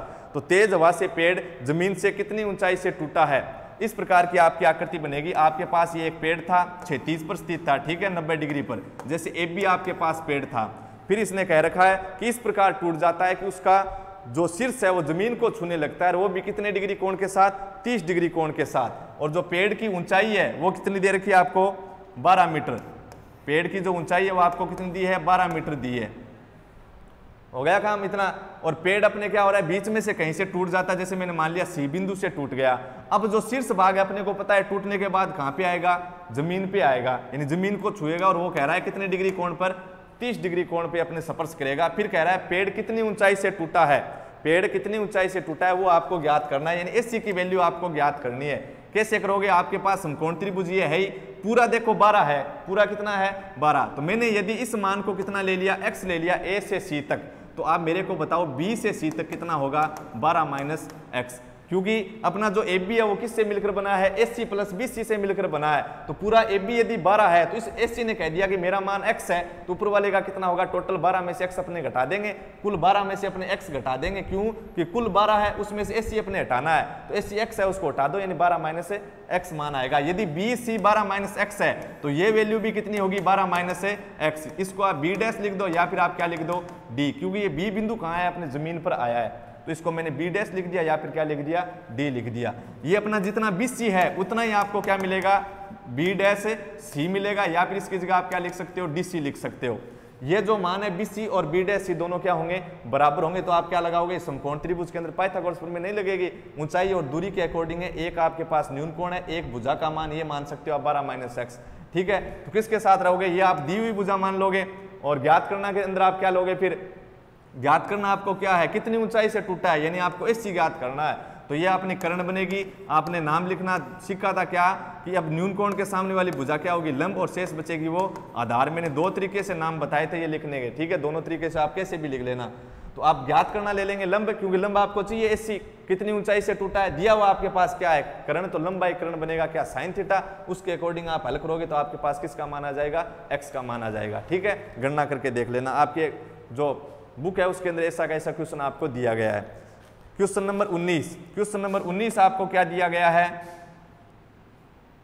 क्वेश्चन नंबर 19 आपको दिया गया है कि एक ही आधार BC पर, एक आधार है आपके पास BC, ठीक है, एक ही आधार BC पर, ये लीजिए एक ही आधार BC, इस पर त्रिभुज ABC और DBC बने, क्या बने, 2 त्रिभुज बने हुए इसके ऊपर। तो अपने बना दो 2 त्रिभुज, एक तो मैंने बना दिया ABC और एक त्रिभुज बना दिया मैंने क्या, DBC। हो गया, जैसा कहा आपने वैसा बना दिया। AD व BC परस्पर O पर प्रतिच्छेद करती हैं, AD ये लीजिए AD और BC परस्पर O पर प्रतिच्छेद करती हैं। फिर कहा है तो सिद्ध कीजिए कि त्रिभुज ABC का क्षेत्रफल और त्रिभुज DBC के क्षेत्रफल का अनुपात कितना है, AO बाई DO। त्रिभुज ABC का क्षेत्रफल और त्रिभुज DBC का क्षेत्रफल, यानी जो मान है, जो अनुपात है उनका, वो कितना आना चाहिए, AO अनुपात DO आना चाहिए, AO बाई DO प्राप्त होना चाहिए। तब आप क्या करोगे, अब क्या करते हैं कुछ बच्चे क्षेत्रफल का, जब अनुपातों का अपने जब चर्चा आती है तो लगभग क्षेत्रफल के अनुपातों की प्रमेय लगाने की कोशिश करेंगे, लेकिन यहाँ पे अपना वो मेथड नहीं लगेगा, ठीक है। तो यहाँ पे आपको 2 त्रिभुज दिए गए ABC और DBC, ठीक है। ABC और DBC के अंदर आपको त्रिभुज ABC का क्षेत्रफल प्राप्त करना है और त्रिभुज DBC का क्षेत्रफल प्राप्त करना है। तो मैंने इसके लिए क्या किया, त्रिभुज ABC के अंदर क्षेत्रफल ज्ञात करने के लिए आपकी क्षेत्रफल अनुपात प्रमेय नहीं लगेगी, वो तभी लगती है जब आपके पास दोनों त्रिभुज क्या हो, समरूप हो, ठीक है। आप ट्राई कर लेना, नहीं लगेगी। तो मैं यहाँ पे क्या करूंगा, इस समकोण त्रिभुज ABC में A शीर्ष से BC भुजा पर मैंने क्या डाला, लंब डाल दिया, और D शीर्ष से और BC भुजा पर क्या डाल दिया, लंब डाल दिया। कौन से त्रिभुज के लिए, DBC के लिए। क्यों डाला है, क्योंकि मेरे को त्रिभुज ABC और DBC का क्षेत्रफल चाहिए, और त्रिभुज का क्षेत्रफल आप सूत्र कौन सा लगा सकते हो, 1/2 आधार इंटू ऊंचाई। इसके लिए मैंने यहाँ पे लंब डाला है, तो आपकी रचना आ जाएगी। आप रचना लिख दोगे कि यहाँ पे लंब हो गया आपका E और यहाँ पे हो गया अपना F, यानी AE लंब BC और DF लंब BC बनाया। क्यों बनाया मैंने बता दिया आपको। फिर क्या करोगे आप, त्रिभुज ABC का क्षेत्रफल निकालोगे, तब आपके पास आएगा 1/2 आधार गुणा ऊंचाई, तो BC गुणा AE, ठीक है। फिर DBC का क्षेत्रफल निकालोगे तो 1/2, क्योंकि आपको क्या चाहिए था, क्षेत्रफल किसका, त्रिभुज ABC का। फिर बाई के अंदर क्या चाहिए था, क्षेत्रफल किसका, DBC त्रिभुज का। इसके बराबर अपने मान लिख रहे हैं, तो DBC का क्षेत्रफल बनेगा 1/2 आधार गुणा ऊंचाई। तो आधार है आपके पास BC और DBC में ऊंचाई है DF, तो 1/2 BC से BC से कैंसिल हो गया, क्या बचा, AE बट्टा DF। लेकिन आपको इसका मान AE बाई DF नहीं चाहिए, आपको क्या चाहिए था सिद्ध करना में, देखो AO बाई DO चाहिए था, AO बाई DO मान चाहिए था। तब अपने क्या करें, देखो कि AE और DF को अपने हटाना है इस मान को। तब आप क्या करोगे, इस मान की जगह लाना क्या है, देखो AE को हटाना है, लाना है मेरे को AO, और यहाँ पे मेरे को डी एफ हटाना है, प्राप्त क्या करना है, डी ओ। तो बताओ इनसे त्रिभुज कौन सा बना, यहाँ पे बना ए ई ओ त्रिभुज, कौन सा त्रिभुज ए ई ओ, वह यहाँ पे त्रिभुज बनेगा डी एफ ओ, त्रिभुज डी एफ ओ। और इन दोनों त्रिभुजों को आप क्या कर लोगे, समरूप कर लोगे। कैसे करोगे, दोनों में एक कोण 90-90 डिग्री का है और अपने ये ओ वाला कोण यानी ई ओ ए और इस त्रिभुज में डी ओ एफ दोनों बराबर आ जाएंगे, किसके द्वारा, शीर्षाभिमुख कोण के द्वारा। ठीक है, तो आप लिख सकते हो कि इस दोनों कोण बराबर लिख दोगे। यहाँ पे कौन कौन से कोण बराबर आ रहे हैं, तो डबल ए नियम से दोनों त्रिभुज समरूप होंगे और समरूप त्रिभुजों की संगत भुजा क्या आएगी, समानुपाती। वहां पे आप तीनों भुजा संगत भुजा समानुपाती लिखोगे, यानी समरूप वाला पहले नाम लिखोगे आप। ठीक है, तो समरूप का आपके पास समरूप का नाम क्या बनेगा, देखो समरूप का आपके पास पहले आपको समरूप करना है डबल ए नियम से या ट्रिपल ए नियम से, कुछ भी। तो आपने दो कोण बराबर ले आए, समरूप लिख दिया कि डबल ए नियम से दोनों त्रिभुज समरूप हैं। तो मैं आपको बता दूं, आपने नाम क्या लिखा, त्रिभुज ए ई ओ समरूप त्रिभुज। देखो ए के संगत आपने लिखा था डी, क्यों लिखा था, क्योंकि यहाँ पे आपका ओ के संगत क्या है, ओ है, क्यों ओ वाला कोण ओ के बराबर था, ओ इसमें 3 नंबर पर था, तो इसमें भी कितने नंबर पर, 3 नंबर पर। फिर इसमें अपना ई पर 90 था, इसमें एफ पर 90 था, तो ई के संगत एफ, ई 2 पर, तो एफ भी कितने पर, 2 पर। तो इसमें ए था वो 1 नंबर है, इसमें फिर कौन सा बचा, डी बचा, वो कितने नंबर पे आएगा, 1 नंबर पर। फिर आप लिखोगे समरूप त्रिभुजों की संगत भुजाएं अपनी क्या होती है, समानुपाती होती है। क्या होती है, समानुपाती। तब आपका बना ए ई बाई डी एफ और बराबर कितना, ई ओ मेरे को चाहिए नहीं, ए ओ चाहिए, तो मैं सीधा ए ओ का लिख दूंगा, क्या, बराबर ए ओ और बराबर बट्टे में क्या, डी ओ। यानी ए ई बाई डी एफ की जगह आप क्या लिख सकते हो, ए ओ बाई डी ओ लिख सकते हो। तो फिर आप वहां से लिखोगे, समीकरण आपके पास आ जाएगी कि समीकरण का मान इस पहले वाली समीकरण यानी जैसे 1 नंबर थी तो 1 नंबर में रखने पर तो ये क्षेत्रफल का अनुपात तो था ही,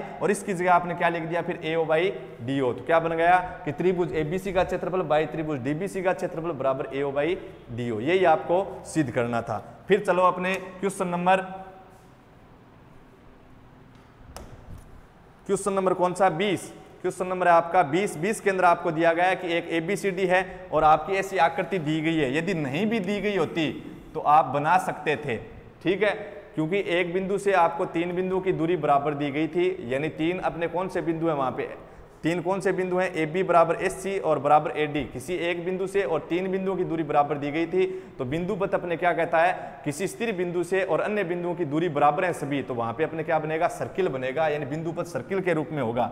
और आपके पास यहाँ पे दिया गया है क्या, ए, यानी केंद्र दिया गया है ए। ठीक है, यहाँ पे इसने लिखा नहीं है कि वृत्त का केंद्र ओ ए है, लेकिन क्या है, इसका अपना केंद्र है। क्यों है, मैं अपने कारण बता दूंगा, ए बी और फिर यहाँ पे लिखा है सी और ये क्या है अपना डी और फिर इनको मिला रखा है। ऐसी आपको आकृति दे रखी है। सिद्ध करने में आपको दिया गया है कि कोण बी ए डी का जो वैल्यू है वो किसके बराबर है, दुगुनी किसके, कोण बी डी सी और प्लस कोण सी बी डी, प्लस कोण सी बी डी, इसके बराबर है।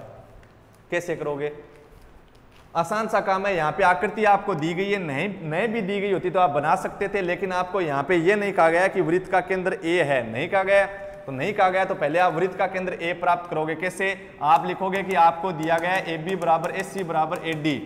ठीक है, तो आप लिखोगे क्योंकि ए, जो बिंदु ए है देखो सभी में, तो बिंदु ए बी व सी और डी से क्या है, समदूरस्थ है। क्या है, समदूरस्थ है, बराबर दूरी पर है। जब कोई एक बिंदु स्थिर बिंदु किसी अन्य बिंदुओं से बराबर दूरी पर स्थित है, अन्य 3 बिंदुओं से 4 बिंदुओं से, यानी उनकी दूरी बराबर है, अचर दूरी पर स्थित है सभी के सभी बिंदु, तो वहां पे जो अपना बराबर दूरी पर जो बिंदु थे उन बिंदुओं का बिंदु पथ क्या होता है, वृत्त के रूप में होता है। कि यहाँ पे लिखें क्योंकि ए बी व सी और डी से क्या है, समदूरस्थ है। या फिर क्या लिख सकते हो कि बी सी डी क्या है, किसी अचर बिंदु ए से समदूरस्थ है, इसलिए बी सी डी का बिंदु पथ क्या होगा बताओ, वृत्त के रूप में होगा। किसके रूप में, वृत्त के रूप में। तो इनका बिंदु पथ क्या आ गया, वृत्त के रूप में। और वृत्त के रूप में किससे अपने बराबर दूरी पर थे, किसी अचर बिंदु ए से बराबर दूरी पर थे। तो जिस बिंदु से बराबर दूरी पर होते हैं तो सर्किल केंद्र, उस बिंदु को अपने क्या कहते हैं, वृत्त का केंद्र। वो बिंदु पथ आता है अपना वृत्त का केंद्र आता है, सेंटर पॉइंट। हो गया काम। तो आपका ये अपना क्या होगा, वृत्त का केंद्र होगा। फिर सिद्ध करना है आपको बी ए डी बराबर और 2 कोण बी डी सी प्लस कोण सी ए डी। कैसे करोगे, देखो यहाँ पे आपको सिद्ध करना में, देखो बी ए डी यानी बी ए डी कोण ये है, फिर कह रहा है बी डी सी, तो बी डी सी, तो बी से डी मिला हुआ नहीं है तो आप बी को डी से क्या कर दो, मिला देंगे। क्यों, सिद्ध करना कह रहा है, रचना थोड़ी है ये। फिर प्लस CAD, CBD है, सॉरी कौन सा, CBD, यानी C, B और D पहले से अपने मिला दिया, यही तो था CBD, CBD था, ये अपना मिला हुआ, B को D से मिला दिया, किसके अकॉर्डिंग, सिद्ध करना के अनुसार। कैसे सिद्ध करोगे, आप एक अपने प्रमेय लगाओगे क्या कि पहले तो चाप आप लोगे BC काम में, तो लिख दोगे क्योंकि किसी चाप द्वारा केंद्र पर अंतरित कोण उसी चाप द्वारा वृत्त के शेष भाग में अंतरित कोण के जो शेष भाग में जो अंतरित कोण है उस कोण का क्या होता है, 2 गुना कोण, केंद्र वाला कोण। सीधा बोल सकते हो आप स्वाभाविक रूप से, वृत्त के किसी चाप द्वारा केंद्र पर अंतरित कोण उसी चाप द्वारा वृत्त की परिधि पर, लेकिन ध्यान में रखोगे परिधि कौन सी, जो चाप था उसके अलावा भाग वाली परिधि, उस पर अंतरित कोण का क्या होता है, 2 गुना होता है। तो इस BC चाप द्वारा केंद्र पर कोण है आपका BAC, और ये कोण इस चाप के द्वारा परिधि पर कोण कौन सा है, देखो BDC है, कोण BDC, इसका क्या होगा, 2 गुना। इसी प्रकार फिर आप चाप काम में लोगे CD चाप, प्रमेय आप लिख ही दोगे कारण में, तो इस CD चाप द्वारा केंद्र पर कोण बनेगा कोण CAD, और बराबर किसके, इस चाप द्वारा और वृत्त के शेष भाग में कहीं पर कोण बना है परिधि पर, उसके 2 गुने के बराबर, यानी कोण CBD, कोण CBD के 2 गुने के बराबर। फिर देखो यहाँ पे BDC CBD अपने को चाहिए थे, ठीक है, लेकिन इनका क्या कर रखा है, योग, तो मैं भी क्या कर दूंगा, सिद्ध गणना के अकॉर्डिंग योग कर दूंगा। तो समीकरण 1 2 को जोड़ने पर, समीकरण 1 2 को जोड़ेंगे तो LHS में LHS जुड़ेगी, कोण BAC के अंदर CAD जुड़ेगा, कोण BAC में CAD जुड़ेगा, तो पूरा कोण कौन सा बन जाएगा, कोण BAD बन जाएगा, बराबर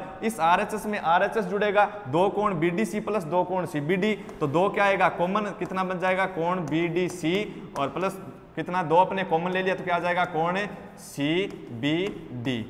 यही आपको सिद्ध करना था, आई बात समझ में। फिर अपने नेक्स्ट क्वेश्चन नंबर 20, क्वेश्चन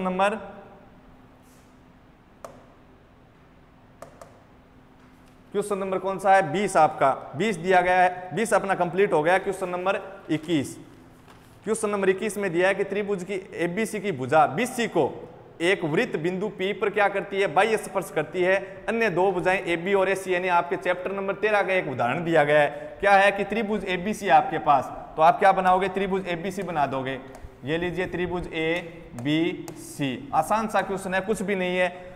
और ABC की जो भुजा है ABC की जो भुजा क्या है, BC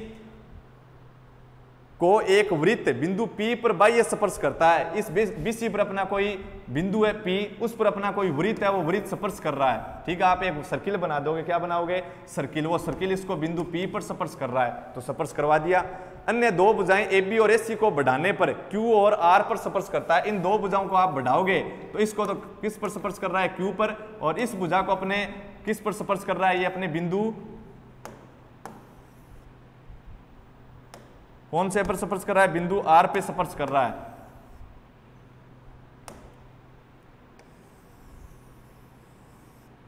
और इस भुजा को अपने स्पर्श कर रहा है बिंदु R पे, कौन से पर, बिंदु R। तो ABC भुजा को वृत्त कहां स्पर्श कर रहा था, P पे, फिर AB और AC को अपने आगे बढ़ाया, और AB और AC को आगे बढ़ाने पर कहां स्पर्श कर रहा है, Q और R पे स्पर्श कर रहे हैं वृत्त पर, ठीक है। तो सिद्ध कीजिए कि AQ बराबर, सिद्ध करना है कि AQ की जो वैल्यू है वो किसके बराबर है, AB plus BC plus AC, और इसके अपने भाग में कितना है, 2, AB plus BC plus AC, यानी त्रिभुज बन रहा है AB plus BC plus AC। इस त्रिभुज की 3 भुजाएं AB BC और AC, उनका योग है, यानी त्रिभुज की तीनों भुजाओं का योग, यानी त्रिभुज का परिमाप, त्रिभुज की परिमिति, और 2 का भाग यानी उसका क्या है, आधा, कोण AQ। तो आप कैसे करोगे, देखो आपने पढ़ा होगा कि त्रिभुज के अंदर, किसके अंदर, सॉरी वृत्त है, और वृत्त के अंदर अपने ये जैसे केंद्र मान लिया अपने, उसका सेंटर पॉइंट O लिख दो। यदि किसी वृत्त के बाह्य बिंदु से, इस वृत्त के लिए बाह्य बिंदु क्या है, A, इस बाह्य बिंदु से यदि अपने स्पर्श रेखा खींचें तो वो दोनों स्पर्श रेखाओं की लंबाई क्या होती है, बराबर होती है। आपने प्रमेय पढ़ी है कि वृत्त की बाह्य बिंदु से खींची गई स्पर्श रेखाओं की लंबाई परस्पर बराबर होती है, और उसको आपने सिद्ध भी किया था। तो यहाँ पे क्या आ जाएगा, वो प्रमेय लगाने पर AQ बराबर क्या आ जाएगा, AR। फिर अपना एक B बाह्य बिंदु भी है, उससे अपने स्पर्श रेखा कौन सी खींची गई है, एक तो BQ, और बराबर कौन सी आ जाएगी, BP, BQ बराबर BP। C बाह्य बिंदु है, तो इस बाह्य बिंदु से खींची गई स्पर्श रेखा की लंबाई बराबर, यानी CP बराबर क्या है, CR। हो गया। तो आपको ज्ञात करना है AQ की वैल्यू के बराबर। तो मैंने क्या किया, AQ की वैल्यू के बराबर ज्ञात करना है, तो यहाँ पे भाग में 2 है, इसको मैंने मन ही मन में सोचा कि भाई अपने तो सिद्ध करना के अकॉर्डिंग सिद्ध करते हैं, तो यहाँ पे भाग में 2 है, इसको मैं इधर लाऊं तो गुणा में आएगा, 2 AQ बनेगा, क्या बनेगा, 2 AQ बनेगा। 2 AQ का मतलब क्या हो गया, AQ प्लस AQ, ए क्यू प्लस ए क्यू, और ए क्यू और ए आर क्या है, बराबर, यानी मेरे को क्या चाहिए, ए क्यू प्लस ए आर चाहिए, ए क्यू प्लस ए आर। तो मैंने क्या लिखा कि क्योंकि मैं क्या कर रहा हूं, ए क्यू में ए आर जोड़ रहा हूं। क्यों जोड़ रहा हूं, मैंने उसका आपको कारण बता दिया। ए क्यू में ए आर जोड़ रहा हूं, इस ए क्यू के अंदर मैंने क्या जोड़ दिया, ए आर। तो ए क्यू किससे मिलकर बनी है, A B plus B Q से, किससे, A B plus B Q से मिलकर बनी है। ए आर किससे मिलकर बनी है, S C plus C R से, S C plus C R से मिलकर बनी है। तो यहाँ पे आप देखोगे सिद्ध करना में आपको ए बी मिल गई, एस सी मिल गई, लेकिन B Q plus C R सिद्ध करना में नहीं है, तो आपने देखा कि बी क्यू, ये रही बी क्यू, इस बी क्यू की जगह आप क्या लिख सकते हो, बीपी लिख सकते हो। सी आर की जगह आप क्या लिख सकते हो, सीपी। तो ए बी का A B plus S C, B Q की जगह आपने लिख दिया क्या, बीपी, ये लीजिए बीपी, प्लस सी आर की जगह आपने क्या लिख दिया, सीपी। तो ये लो सीपी, और बीपी में सीपी आप जोड़ के देखो, बीपी में सीपी क्या बन रही है, बीसी, यानी इसकी जगह आप क्या लिख सकते हो, बीसी लिख सकते हो। इधर अपना क्या बना, ए क्यू प्लस ए आर में, ए क्यू और ए आर आपस में बराबर थी, ये मान बराबर था, तो आपने यहाँ पे ये मान लिख दिया था उनकी जगह। ए क्यू और ए आर बराबर है, मतलब ए आर की जगह आप क्या लिख सकते हो, ए क्यू लिख सकते हो। एक ए क्यू कितनी होगी, 2 ए क्यू बराबर आपका मान आ गया A B plus B C plus S C. तो ए क्यू बराबर कितनी वैल्यू हो जाएगी, A B plus B C plus S C, और बट्टे में कितना, 2। ये आपको सिद्ध करना था। फिर अपना है क्वेश्चन नंबर कौन सा, क्वेश्चन नंबर है आपका 22 नंबर। परिगत वृत्त की रचना करनी है। आपके पास एबीसी दिया गया है, बीसी 6 सेमी, ए बी 5 सेमी, और कोण भी कितना, 60 डिग्री। तो पहले आप त्रिभुज एबीसी की रचना करोगे, ठीक है। त्रिभुज एबीसी की रचना करने के लिए आप बीसी बनाई आपने 6 सेमी, बी पर आपने कोण बनाया कितने डिग्री का, 60 डिग्री का, ठीक है। फिर बी से ए के लिए आपने चाप काटा है 5 सेमी का, तो आपके पास बिंदु ए प्राप्त हुआ। फिर आपको बना, आपके पास अभिष्ट त्रिभुज एबीसी की आपके पास प्राप्ति हुई। लेकिन आपको क्या करना है, इस त्रिभुज के परिगत वृत्त की रचना करनी है। तो परिगत वृत्त की रचना करने के लिए आपने क्या किया था कि जो आपके पास भुजाएं थी, क्या किया आपने, पहले बीसी बनाओ या फिर एबी बनाओ, कोई फर्क नहीं पड़ेगा, यहाँ पे दोनों से बन जाएगा। तो बीसी आपके पास थी 6 सेमी, तो आपने स्केल की सहायता से बीसी बनाई थी 6 सेमी, और बी पे आपने फिर क्या किया था, बी पे आपने क्या की थी, 60 डिग्री कोण की रचना की थी, यानी इच्छा अनुसार आपने प्रकार खोलकर वहां पे और क्या किया था, एक चाप काटा था, और चाप के अंदर वही अपना जो पैमाना था, जितना पहले प्रकार अपना खुला था उसी के अकॉर्डिंग अपने चाप काट के और कितने डिग्री का कोण प्राप्त किया, 60 डिग्री का। कितने का, 60 डिग्री का। यहां से आपने कितने डिग्री कोण की रचना की, 60 डिग्री कोण की रचना। फिर आपने बी से ए के लिए कितने सेमी का चाप काटा होगा, 5 सेमी का, और 5 सेमी का जब आपने चाप काटा आपके पास आ गया बिंदु ए, और ए को आपने किससे मिलाया, सी से। ये तो था त्रिभुज एबीसी। लेकिन परिगत वृत्त की रचना करनी है, वो आप कैसे करोगे परिगत वृत्त की रचना। परिगत वृत्त की रचना के लिए आपको क्या करना पड़ता है, अंतः वृत्त की रचना के लिए आपको करना पड़ता है कोणों का संधिभाजन। अंतः वृत्त बनाने के लिए क्या करना पड़ता है, अंतःवृत्त बनाने के लिए क्या करना पड़ता है, अंतः कोणों का, यानी जो अपने कोण है त्रिभुज के, उनका अपने संधिभाजन करते हैं। लेकिन जब अपने परिगत वृत्त बनाना है, और परिगत वृत्त बनाना है तो आपको क्या करना पड़ेगा, कोई 2 भुजाओं का आप लंब संधिभाजन कर सकते हो, क्योंकि भुजाओं का जो लंब संधिभाजक बिंदु है वो सदैव क्या रहेगा, परिगत के अंदर रहेगा। क्या रहेगा, परिगत के अंदर, यानी प्री के अंदर। तो आप 2 भुजाओं का लंब संधिभाजन करोगे। लंब संधिभाजन आपने सीखा होगा कि एक बिंदु पे अपने वृत्त जो अपने प्रकार है उसकी नोक रखते हैं, और प्रकार को अपने क्या करते हैं, आधे से ज्यादा खोलते हैं, और फिर क्या करेंगे, इस रेखाखंड के दोनों तरफ चाप लगाएंगे, दोनों बिंदुओं से सी और ए से, सी से भी लगाएंगे और किससे लगाएंगे, ए से भी चाप लगाएंगे, और फिर उनको अपने क्या करेंगे, डॉट डॉट लाइन से, बिंदु रेखा से अपने मिला देंगे। इसी प्रकार कोई एक भुजा का और आप संधिभाजन कर लो। तो जब आप संधिभाजन करोगे, ठीक है, तब आपके पास क्या होगा, वो दोनों संधिभाजन जहां पर कटेंगे, तीनों बना सकते हो, तीनों भी अपने एक ही बिंदु पर कटेंगे। आपने प्रमेय भी पढ़ी है चैप्टर 10 में कि जो अपने भुजाओं के लंब संधिभाजक बिंदु हैं वो संगामी होते हैं, आपने सिद्ध किया था, ठीक है। और संगामी बिंदु कौन सा था, वो परी के अंदर।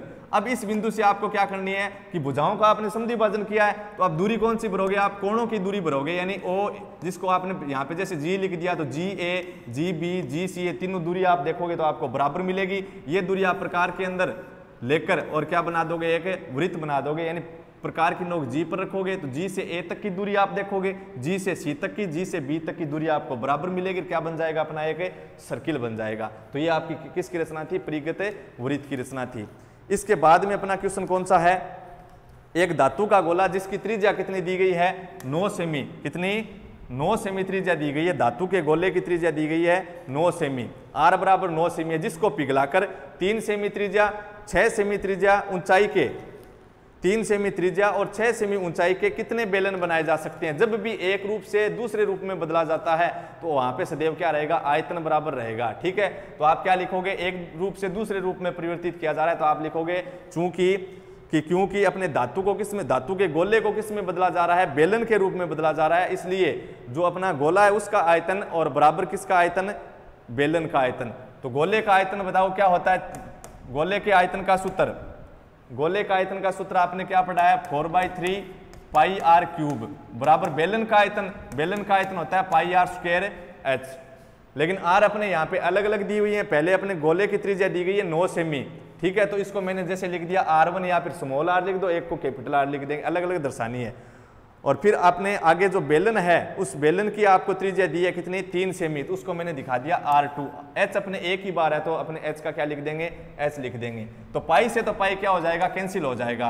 तो आपके पास माना 4/3 और R1 क्यूब, R1 किसकी थी, अपने गोले की त्रिज्या थी, कितनी थी, 9, यानी 9 को कितनी बार गुणा में, 3 पावर है तो 3 बार गुणा में, R2 स्क्वायर, तो आपके पास बेलन की त्रिज्या थी कितनी, 3 सेमी, तो 3 × 3 H आपको ज्ञात करनी है। 3 × 3 9 हो गया, 9 अपने गुणा में है तो किसमें आ जाएगा, भाग के अंदर आएगा।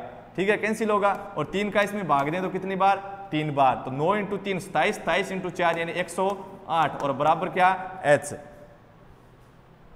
सॉरी 1 मिनट, क्या पूछा है आपको, ऊंचाई का मान नहीं पूछा है, किसका मान पूछा गया है आपको, आपको पूछा है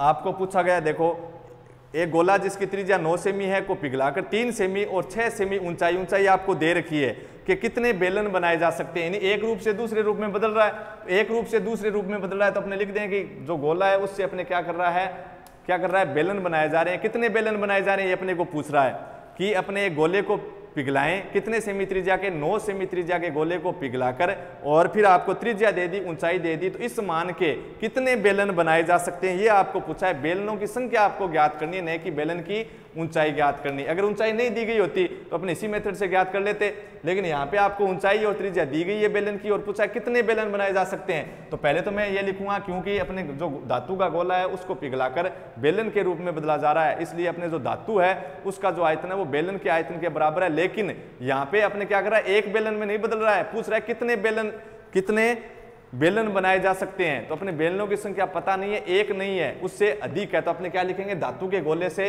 और बेलन बनाए जा रहे हैं। कितने बेलन बनाए जा रहे हैं अपने को पता है क्या, तो अपने मान लेंगे कितने बेलन बनाए जा रहे हैं, n बेलन। तो अपने लिखेंगे धातु के गोले से n बेलन बनाए जाते हैं, कितने, n बेलन, या फिर क्या लिख सकते हो, x बेलन बनाए जा सकते हैं, कोई फर्क थोड़ी पड़ेगा।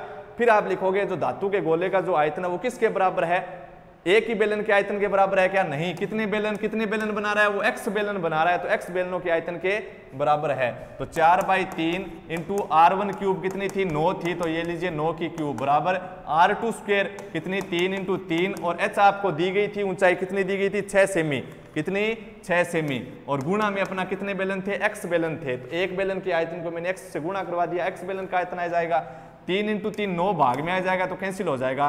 3 का अपने भाग दें, कितनी बार गया, 3 बार, कितना बना, 4 × 3 यानी 12 × 9, और यहाँ पे अपने गुणा में 6 था वो कहा आएगा भाग में, बराबर कितना, x, कितनी बार गया, 2 बार, 2 × 9 यानी 18, x की वैल्यू कितनी आ गई, 18, यानी कितने बेलन बनाए जा सकते हैं, 18 बेलन बनाए जा सकते हैं। ये अपने गोले का आयतन बराबर ये किसका, बेलन का आयतन, कितने बेलन बनाए जा रहे थे, तो अपने मान लिए x बेलन, तो x बेलन के आयतन के बराबर, पाई से पाई कैंसिल हो गया, 4/3 × 9 की क्यूब बराबर 3 की स्क्वायर और 6, और कितने बेलन थे, x थे, 3 × 3 9 होता है, तो 9 से 9 कैंसिल हो गए, फिर 3 का भाग दें तो इसमें कितनी बार गया, 3 बार, तो 4 × 3 12, इंटू में कितना था, 9, और यहाँ पे गुणा में 6 था, यहाँ पे भाग में ले आए अपने, तो कितनी बार गया, 12 में 6 का भाग 2 बार। यहाँ से आप कैंसिल कर सकते हो सीधा कि 3 का भाग दे, 3 कैंसिल हो जाएगा, इसमें कितना आएगा, 2, और 2 से आप यहाँ पे कितनी बार भाग चला जाएगा, 2 बार, तो यहाँ पे 2 आ जाएंगे, और यहाँ पे कितने थे, 9, तो 2 × 9 अपने कितने आंसर आ गए, 18। तो अतः कितने बेलन बनाए जा सकते हैं, 18 बेलन बनाए जा सकते हैं। उसके बाद में अपना जो क्वेश्चन है वो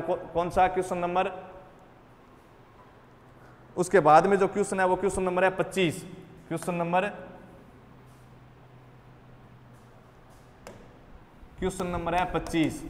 25 नंबर क्वेश्चन आपको क्या दिया गया है कि एक थैले में 5 सफेद, 2 लाल, 3 काली गेंद हैं, तो इस थैले में एक गेंद यादृच्छा निकाला जाती है, तो इसकी क्या प्रायिकता है कि निकाली गेंद, और फिर आपको रिक्तस्थान में देकर और 3 प्रश्न पूछ रहा है कि सफेद होगी, तो मैं सीधा आपको आंसर बता देता हूं। सफेद होगी तो आपके पास कुल परिणाम है 5, 2, 7, 3, 10 हैं, ठीक है। सफेद होगी तो सफेद है आपके पास 5, तो 5/10 यानी 1/2। लाल गेंद होगी तो लाल आपके पास गेंद है 3, तो 3 बाई, कुल परिणाम कितने हैं 5, 2, 7, 3, 10 यानी 3/10। और काली गेंद होगी, सॉरी लाल गेंद कितनी थी 2 थी, तो 2/10 यानी 1/5। काली गेंद कितनी थी 3, तो 3/10। फिर अपने निम्नरेखिक समीकरण युग्म को आलेखीय विधि से हल कीजिए। दो आपके पास समीकरण दी गई है, क्या 4x - 5y और इक्वल टू कितना 20, और दूसरे अपने दो चर पद वाले रेखिक समीकरण दी गई है 3x + 5y बराबर कितना 15। तो इसको आपको क्या करना है, पहले समीकरण नंबर 1 लोगे आप और वहां पे आप x y का 2 या 3 मान निकालोगे, और उसी प्रकार इस समीकरण के अंदर x और y के कितने मान निकालोगे 2 या 3 मान निकालेंगे। फिर आप क्या करोगे, वहां पे ग्राफ बनाएंगे। ग्राफ जब आप बनाओगे तो वहां पे आपको, क्योंकि आगे आपके पास मान ज्ञात करना है, तो प्रतिच्छेदी रेखाएं प्राप्त होंगी, और जो प्रतिच्छेदी रेखाएं प्राप्त होगी तो उनका एक बिंदु उभयनिष्ठ होता है, यानी अद्वितीय हल होते हैं। तो वहां से आपको x और y की वैल्यू मिल जाएगी, और उस x और y का, जैसे आपके पास x और y का कोई भी मान आ गया, ठीक है, फिर आपको क्या करना है, एक आगे मान और पूछ रखा है कि 4x + 3y बराबर कितना है m है, कितना m। तो यहाँ पे आपको जो x और y का मान प्राप्त हो प्रतिच्छेदी रेखाओं से, वो आपको इसके अंदर रखना है। किसकी वैल्यू आ जाएगी, m की वैल्यू आ जाएगी। ग्राफ का क्वेश्चन है, आप कर सकते हो आसानी से। 4x - 5y बराबर 20, तो x और y के अगर आपको मान चेक करना है, ग्राफ आप खुद बनाओगे, ठीक है, क्योंकि ग्राफ बनाऊंगा अपना जो वीडियो बहुत लंबा हो जाएगा, वैसे भी अभी 1 घंटा के लगभग हो चुका है। तो आप आंसर देखना चाहते हैं तो मैं आंसर आपको बता देता हूं कि x और y का जो मान है, यानी कहां पे प्रतिच्छेद होगी, ठीक है। मैं जिस विधि से कर रहा हूं उस विधि से नहीं करना है, क्योंकि मैं आपको मात्रा भी आंसर बता रहा हूं। आप ग्राफ के द्वारा क्या करोगे, हल, फिर वहां पे आपके प्रतिच्छेदी रेखा आएगी, वहां से आपको x और y का मान मिलेगा। प्रतिच्छेदी जो बिंदु था ना, उसका x के मान के लिए x की तरफ अपने देखेंगे, y के मान के लिए y की तरफ देखना है, तो x और y की वैल्यू आएगी, वो यहाँ पे रख दोगे, आपके पास किसका मान आ जाएगा, m का। मैं आपको आंसर बता रहा हूं, तो आप कैसे करोगे, देखो 4x - 5y बराबर है 20 और 3x + 5y बराबर 15। तो x को मैं समान बना लूं तो क्या करना पड़ेगा, इसको 3 से गुणा, इसको कितने से गुणा 4 से, इसको 3 से, तो बनेगा 12x - 15y बराबर 60, और इसको मैं 4 से गुणा करवा दूं तो 12x - 20y और बराबर कितना 60।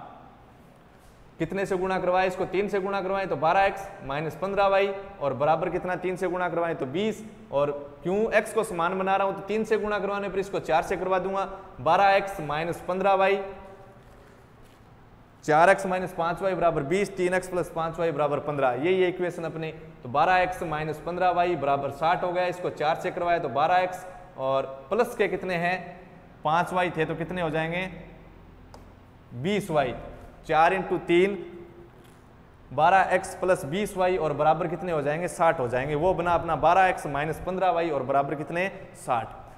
फिर आपको हल करने के लिए, यानी विलोपन विधि से मैं हल कर रहा हूं, तो बनेगा यहाँ पे नेगेटिव नेगेटिव और नेगेटिव दोनों क्या होंगे कैंसिल, और यहाँ पे बना आपका माइनस का 15y था ना ऊपर, और यहाँ पे कितना माइनस का 20y, कितने होंगे माइनस के 35y बराबर कितने 0, यानी y की जो वैल्यू है वो कितनी आ गई 0 आ गई। फिर x की वैल्यू प्राप्त करोगे तो y की जगह 0 रखा तो ये मान 0 हो गया, y की जगह 0 रखूंगा 0 हो जाएगा गुणा करने पर। 4x बराबर 20, यानी x की वैल्यू आपके पास बनती है 5, तो इसका मान बनेगा आपका 4 × 5 + 3 का, y का मान 0 है तो ये 0 हो जाएगा बराबर n, यानी m का मान 20 आना चाहिए। मैंने बिना ग्राफ के हल किया है तो मेरा मान आ रहा है 20, और आपका जो प्रतिच्छेद बिंदु है वो मेरे को प्राप्त हुआ है कितना 5 0, यानी x के तो जो 5, यानी x का तो 5 मान और y का 0, यानी x एक्स पर वो बिंदु मिला है प्रतिच्छेद बिंदु। तो ग्राफ बना के आप देख लेना कि प्रतिच्छेद बिंदु कितना मिल रहा है 5 और 0 मिलेगा, और आपका जो मान था m का वो कितना आना चाहिए 20 आना चाहिए। ठीक है, आप ट्राई कर लेना, क्योंकि मैंने बिना ग्राफ आपको आंसर बताए इसके। फिर अपना क्वेश्चन नंबर है कौन सा 27 नंबर के अंदर आपको दिए गए हैं अथवा के रूप में, और पहले अपने 2 क्वेश्चन दिए गए हैं अंडर द रूट में 1 - sin a 1 + sin a। तो मौखिक रूप से मैं बता देता हूं कि आपको यहाँ पे स्टेप लगेगी 4 या 5 नंबर हरों के परिमेयकरण के बारे में। तो वहां पे आपको क्या करना पड़ेगा, हरों का परिमेयकरण करना पड़ेगा। तो बनेगा under the root 1 - sin a बट्टे 1 + sin a, इनटू में आएगा 1 - sin a बट्टे में 1 - sin a। तो जब आप परिमेयकरण करोगे तो ऊपर बनेगा आपका 1 - sin a, और नीचे मान आ जाएगा आपका 1 - sin² a। ऊपर मान क्या बनेगा आपका 1 - sin a आएगा, क्या आएगा 1 - sin a, और नीचे आपका मान बनेगा अंडर द रूट में 1 - sin² a। फिर वहां पे अपना लगेगा क्या क्यों पहले सूत्र लगा था आपका a plus B A minus B, आप हल करोगे तो फिर बनेगा आपका वहां पे बीजगणितीय सूर्य समीका, तो 1 माइनस साइन स्क्वायर है वहां पे होगी क्या 1 माइनस साइन स्क्वायर होगी कोस स्क्वायर है, और कोस स्क्वायर का अपना जो रूट है वो क्या आ जाएगा कोस आ जाएगा, 2 पावर का वर्गमूल 1 पावर। इसको आप फिर आगे लिख सकते हो 1 बाई कोस ए माइनस कितना साइन ए बाई कितना कोस ए, साइन ए बाई कितना कोस ए। तो 1 बाई कोस ए आपका कितना बन गया देखो 1 बाई कोस ए तो आपका बनता है सेक ए, क्या सेक ए माइनस साइन बाई कोस ए क्या बनता है टेन ए, सेक ए माइनस ए टेन ए, ये मान बनता है सेक ए माइनस का कितना टेन ए,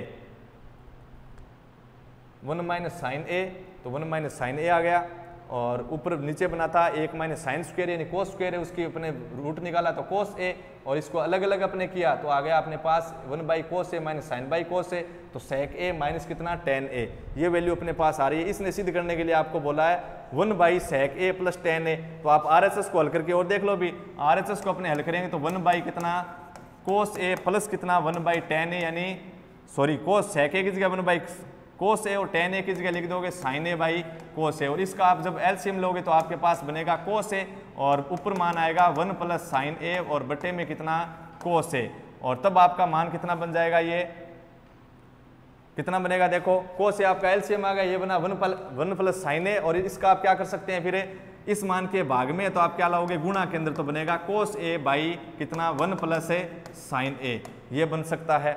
ठीक है, या फिर अपने देखना चाहो कि आपका कितना मान है कि इसको आप लिख सकते हो 1 बाई कोस ए, तो ये बन जाएगा कितना सेक A plus sine A plus cos ए, यानी क्या बन जाएगा टेन ए, तो इसका जो मान है वो क्या बन गया यहाँ पे सेक ए और प्लस का कितना बन गया टेन ए। ठीक है, यानी कितना 1 बाई सेक ए प्लस कितना टेन ए, ये जो वैल्यू आई आपकी कितनी आ गई 1 बाई सेक ए प्लस कितना टेन ए, और इसकी वैल्यू कितनी आई सेक ए माइनस ए टेन ए। ये जो मान है सेक ए माइनस टेन ए, ये तो है LHS की वैल्यू, और RHS की वैल्यू आपके पास आई है 1 बाई सेक ए प्लस कितना टेन ए, और वो भी कितनी 1 by sec A plus tan A, यानी LHS की वैल्यू इसके बराबर आई है 1 by sec A plus tan A की। तो तब आप क्या कर सकते हो देखो, फिर आपको क्या करना है यहाँ पे अपने सीधा सा हल करके देखो इस प्रकार अपने मान नहीं आएगा। आपने जब सामान्य रूप से हल किया तो 1 माइनस साइन ए था, तो आपने हरों का परिमेयकरण किया, तो रूट के अंदर था 1 माइनस साइन ए, इंटू में आएगा रूट में 1 माइनस साइन ए, तो आपके पास बनेगा 1 माइनस साइन ए, कितना बचेगा 1 माइनस साइन ए बचेगा, क्योंकि रूट एक्स गुणा रूट एक्स क्या होता है एक्स होता है, उसी प्रकार मैंने लिख दिया 1 माइनस साइन ए, और बट्टे में होगा आपका 1 प्लस साइन ए गुणा 1 माइनस साइन ए, तो एक स्क्वायर माइनस साइन स्क्वायर होगा कोस स्क्वायर है, कोस स्क्वायर की अपना जो रूट है वो क्या आ जाएगा कोस ए आ जाएगा।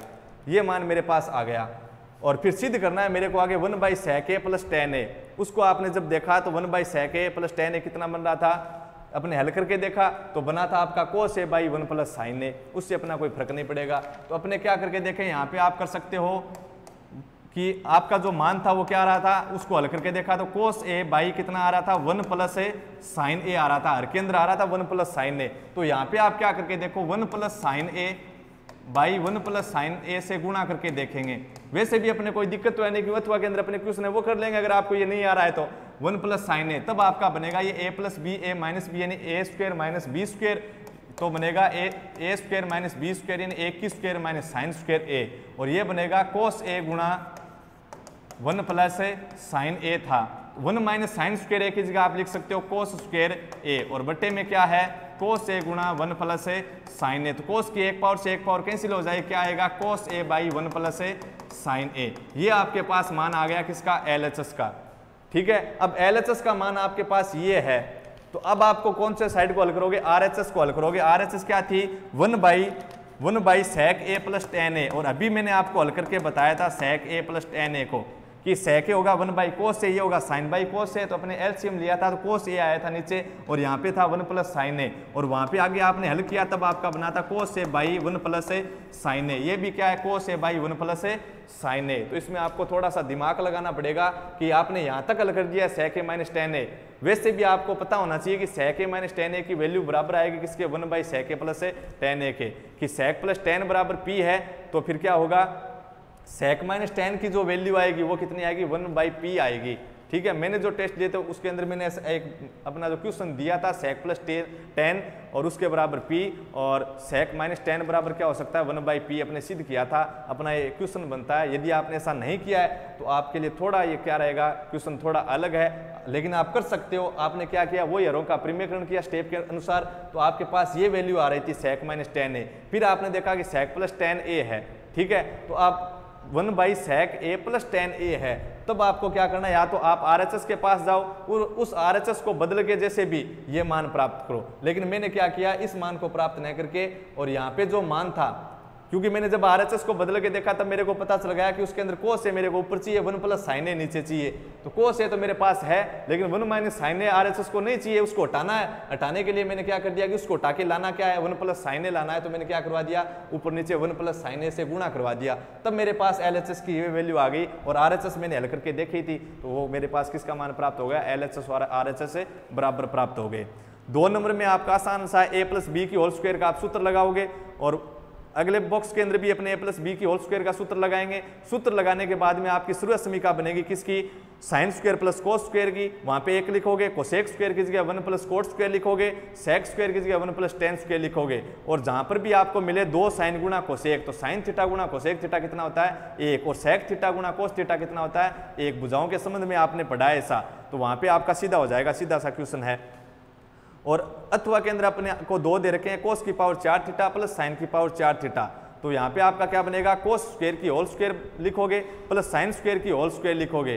फिर आपको यहाँ पे क्या करना है, 2ab जोड़ना है, 2ab घटाना है, क्योंकि फॉर्मूला नहीं बन रहा है, या फिर आप a square plus B square का सीधा फॉर्मूला लगा सकते हो। ठीक है, मैंने जो चैप्टर करवाया था आपको, कौन सा चैप्टर नंबर 7, उसके अंदर मैंने आपको a square plus B square का सीधा फॉर्मूला बताया था, a square plus B square का। क्या लिखोगे बताओ, a square plus B square का आप सीधा फॉर्मूला लिख सकते हो। चैप्टर 7 के अंदर मैंने आपको ऐसा क्वेश्चन आया था, उसके अंदर मैंने आपको उसका फॉर्मूला बता दिया था। देखो, यदि आप इसके अंदर वैसे हल करोगे तो आपको 2ab जोड़ना पड़ेगा, 2ab घटाना पड़ेगा, तब आपके पास बनेगा a प्लस बी की होल स्क्वायर, और माइनस में कितने बच गए 2ab। तो आपको ध्यान में रखना है कि जो a square plus B square है उसका फॉर्मूला सदैव क्या होता है, उस a प्लस बी का क्या होल स्क्वायर, और माइनस में आप क्या लिख दो 2ab। ये किसका सूत्र है अपना, a square plus B square का, कि a प्लस बी की होल स्क्वायर माइनस 2ab। सीधा कर सकते हो आप। आपके पास है कोस कितना, कोस की पावर 4 थीटा, तो उसको आप लिखोगे कितना, कोस स्क्वायर की कितना लिखोगे, कोस की पावर 4 थीटा है, तो उसको आप लिख सकते हो कोस स्क्वायर की होल स्क्वायर, क्योंकि घातांक पे घातांक है तो घातांक का गुणा न कि योग, और प्लस में आपको दे रखा है साइन की 4, यानी साइन स्क्वायर थीटा की होल स्क्वायर, a की स्क्वायर प्लस b की स्क्वायर। तो अब इसकी जगह आप सीधा सूत्र लिख सकते हो, a प्लस बी की, a प्लस a की जगह है कोस स्क्वायर, b की जगह है sine square, a plus B की होल स्क्वायर, और आगे सूत्र क्या था, a square plus B square का सूत्र होता है a प्लस बी की होल स्क्वायर माइनस में 2ab, तो माइनस में 2, a की जगह है, देखो a की जगह क्या है पूरा बॉक्स यानी कोस स्क्वायर थीटा, और b की जगह क्या है पूरा बॉक्स यानी साइन स्क्वायर थीटा। तो ये तो कितना बन गया 1 की स्क्वायर कितनी आएगी 1, और माइनस में कितना है 2 sine square theta cos square theta. यही आपको सिद्ध करना था। नंबर 7 इसका अथवा का second number cot a minus 10 है, तो आप इसको साइन कोस में बदलोगे और हल करोगे। ठीक है, फिर आपको आगे क्या हल करनी पड़ेगी, RHS भी हल करनी पड़ेगी। ठीक है, तो देख लेना आपका आंसर आ जाना चाहिए। तो यहाँ पे बनेगा cos a by sine a, और वहाँ पे बनेगा sine a by cos a, तो हल करोगे आपके पास आंसर मिल जाएगा। LHS और RHS को दोनों को आपको हल करनी पड़ेगी। फिर 28 नंबर का पहला x अक्ष पर वह बिंदु ज्ञात कीजिए जो -2, 3 और -3, 4 पे 3, 4 से समदूरस्थ है। एक बिंदु है वो अपने x अक्ष पर स्थित है, कहां पर है x अक्ष पर, तो x अक्ष पर स्थित है, उसके निर्देशांक कितने होंगे x के तो होंगे, और y का कितना होगा 0 होगा। वो बिंदु -2, 3, यानी यहाँ पे कोई बिंदु है -2, 3, उसको मान लिया a, दूसरा बिंदु है उसको मैंने मान लिया b। ठीक है, और उसके अपने निर्देशांक है कितने -3, 4, ये तो दे रखे हैं आप अपने को निर्देशांक। एक बिंदु x अक्ष पर, तो उसके निर्देशांक मैंने लिख दिए, भी x अक्ष पर है तो x के होंगे, और y का कितना होगा 0, और 2 बिंदुओं से समदूरस्थ है तो उनका मैं एक का नाम दे दिया a, एक दूसरे का b, निर्देशांक लिख दिए। ये बिंदु इन दोनों से समदूरस्थ है, तो मैंने आपको बताया था क्या निर्देशांक वाले अपने चैप्टर के अंदर, कि जब भी कोई बिंदु 2 बिंदुओं से समदूरस्थ है उसका मतलब क्या हुआ कि यह बिंदु दोनों से समदूरस्थ है, अर्थात जैसे इस बिंदु को मैंने लिख दिया P, एक्स एक्स पर स्थित है, उसका बिंदु का नाम लिख दिया P, निर्देशांक कितने होंगे एक्स एक्स पर है तो एक्स के होंगे, y का कितना 0। तो जब भी अपने दे दे कि कोई बिंदु दो बिंदुओं से समदूरस्थ है, बराबर दूरी पर है, समान दूरी पर है, तो क्या अर्थ निकलेगा, अर्थात कि P से लेकर A तक की दूरी, P से लेकर B तक की दूरी आपको बराबर दी है, यानी आपने क्या लिखा था, PA बराबर कौन सी दूरी, PB दूरी। तब आपने क्या किया, एक तरफ तो PA दूरी निकाल ली थी और एक तरफ कौन सी दूरी निकाली थी, PB दूरी निकाल ली थी। एक तरफ PA दूरी निकालोगे, एक तरफ है PB। आपको इस बिंदु के भी निर्देशांक दिए हैं, इसके भी दिए हैं, इसमें y के आपके पास है 0, तो आप किसका मान ज्ञात कर सकते हो, x का। यदि आपके पास इसमें कोई से भी बिंदु के निर्देशांक नहीं है तब आपका x और y का मान प्राप्त नहीं होगा। x और y में क्या आएगी, एक समीकरण आएगी, संबंध आएगी, विविध के अंदर आपने क्वेश्चन पढ़ा होगा चैप्टर नंबर 9 के अंदर। तो आप PA दूरी बराबर लेके चलोगे PB दूरी, तो एक बार PA दूरी निकालोगे, एक बार PB दूरी, दोनों को बराबर रखोगे तो किसकी वैल्यू आ जाएगी, x की। और नेक्स्ट अपना एकदम इजी है, किसका मान ज्ञात करना है, अनुपात का मान, कि 11, 8 और 1, 3 को मिलाने वाली रेखा को बिंदु 7, 6, आपके पास क्या है, एक रेखा है जिसमें बिंदु A और B हैं, A B को मिलाने वाला कोई रेखाखंड है, क्या है, आपके पास एक रेखाखंड है, उसका नाम दे दिया मैंने AB, और उस रेखाखंड के दोनों बिंदुओं के निर्देशांक दे रखे हैं 11, 8 और कितने 1, 3, ये लीजिए 1, 3। इस रेखाखंड को मिलाने वाली रेखा को बिंदु 7, 6, यानी इसके अपने मध्य में कहीं पर भी बिंदु दे रखा है 7, 6 और उसका नाम लिख दिया मैंने P। यह बिंदु इस रेखाखंड को किस अनुपात में विभाजित करता है, यानी अपने को M1 अनुपात M2 ज्ञात करना है। क्या करोगे, अनुपात अपने ज्ञात करना है, किस अनुपात में विभाजित करता है। कोई से अनुपात कोई भी अनुपात का आपको नाम नहीं दिया है तो आप क्या लगाओगे, अंतः विभाजन सूत्र लगाओगे। अंतः विभाजन सूत्र लगाने के बाद में x बराबर मान होगा, y बराबर मान होगा। अनुपात ज्ञात करने के लिए मैंने आपको बताया था कि इन दोनों बिंदुओं के निर्देशांक है रेखाखंड के, और आपके पास विभाजन बिंदु में से या तो एक के लिए x का मान मिल जाए या फिर y का या फिर दोनों का। अपने को तो एक ही चाहिए, तो आप x और y का जो मान है उसमें आप x का भी मान है आपके पास 7 और विभाजन बिंदु के y के निर्देशांक भी अच्छे हैं। तो x बराबर आप सूत्र लिखोगे m1 x2 plus m2 x1 y m1 plus m2, व y बराबर m1 y2 plus m2 y1 y m1 plus m2। तो आपको x और y दोनों से अनुपात ज्ञात करने की आवश्यकता नहीं है। अनुपात ज्ञात करने के लिए अपने पास विभाजन बिंदु के x या y में से एक के निर्देशांक चाहिए। यहाँ पे अपने बेनिफिट है कि दोनों के दे रखे हैं तो आप दोनों से ज्ञात कर सकते हो, यानी आप अपनी इच्छा से x के अनुसार भी कर सकते हो, y के अनुसार। तो मैं किसके अनुसार ज्ञात कर लेंगे, x के अनुसार। तो x का अपने मान लिखोगे, कितना मान लिख दोगे, विभाजन बिंदु का x का निर्देशांक 7 बराबर m1 आपको ज्ञात करना है, x2 आपके पास कितना है, ये तो x1 है, ये y1 और ये x2 y2। x1 y1 x2 y2 किसको माना था, अपने जो रेखाखंड के निर्देशांक थे उनको माना था, और जो x और y किसको लिखा था, विभाजन बिंदु के x और y के निर्देशांक। तो x का निर्देशांक 7 बराबर m1 ज्ञात करना है, x2 की वैल्यू 1 प्लस m2 ज्ञात करना है, m1 x2 प्लस m2 ज्ञात करना है। x1 कितना है 11 बट्टे में m1 प्लस m2, इसको आप हल करोगे तो किसका मान आ जाएगा आपके पास, m1 m2 का। y से ज्ञात करना चाहते हो तो y से भी ज्ञात कर सकते हो। कितना बनेगा ये देखो, अगर करना चाहे तो कितना आ गया 7m1 प्लस 7m2 और बराबर ये कितना बना, m1 को 1 से गुणा किया तो m1, क्योंकि इसके भाग में अपने 1 लेंगे और क्या करवाएंगे, वज्र गुणा, तो इस मान को 1 से गुणा करवाओगे कोई फर्क नहीं पड़ेगा, तो m1 प्लस आ जाएगा आपके पास कितना 11m2, और इसको आप 7 से गुणा करवाओगे तो 7m1 प्लस 7m2 हो गया।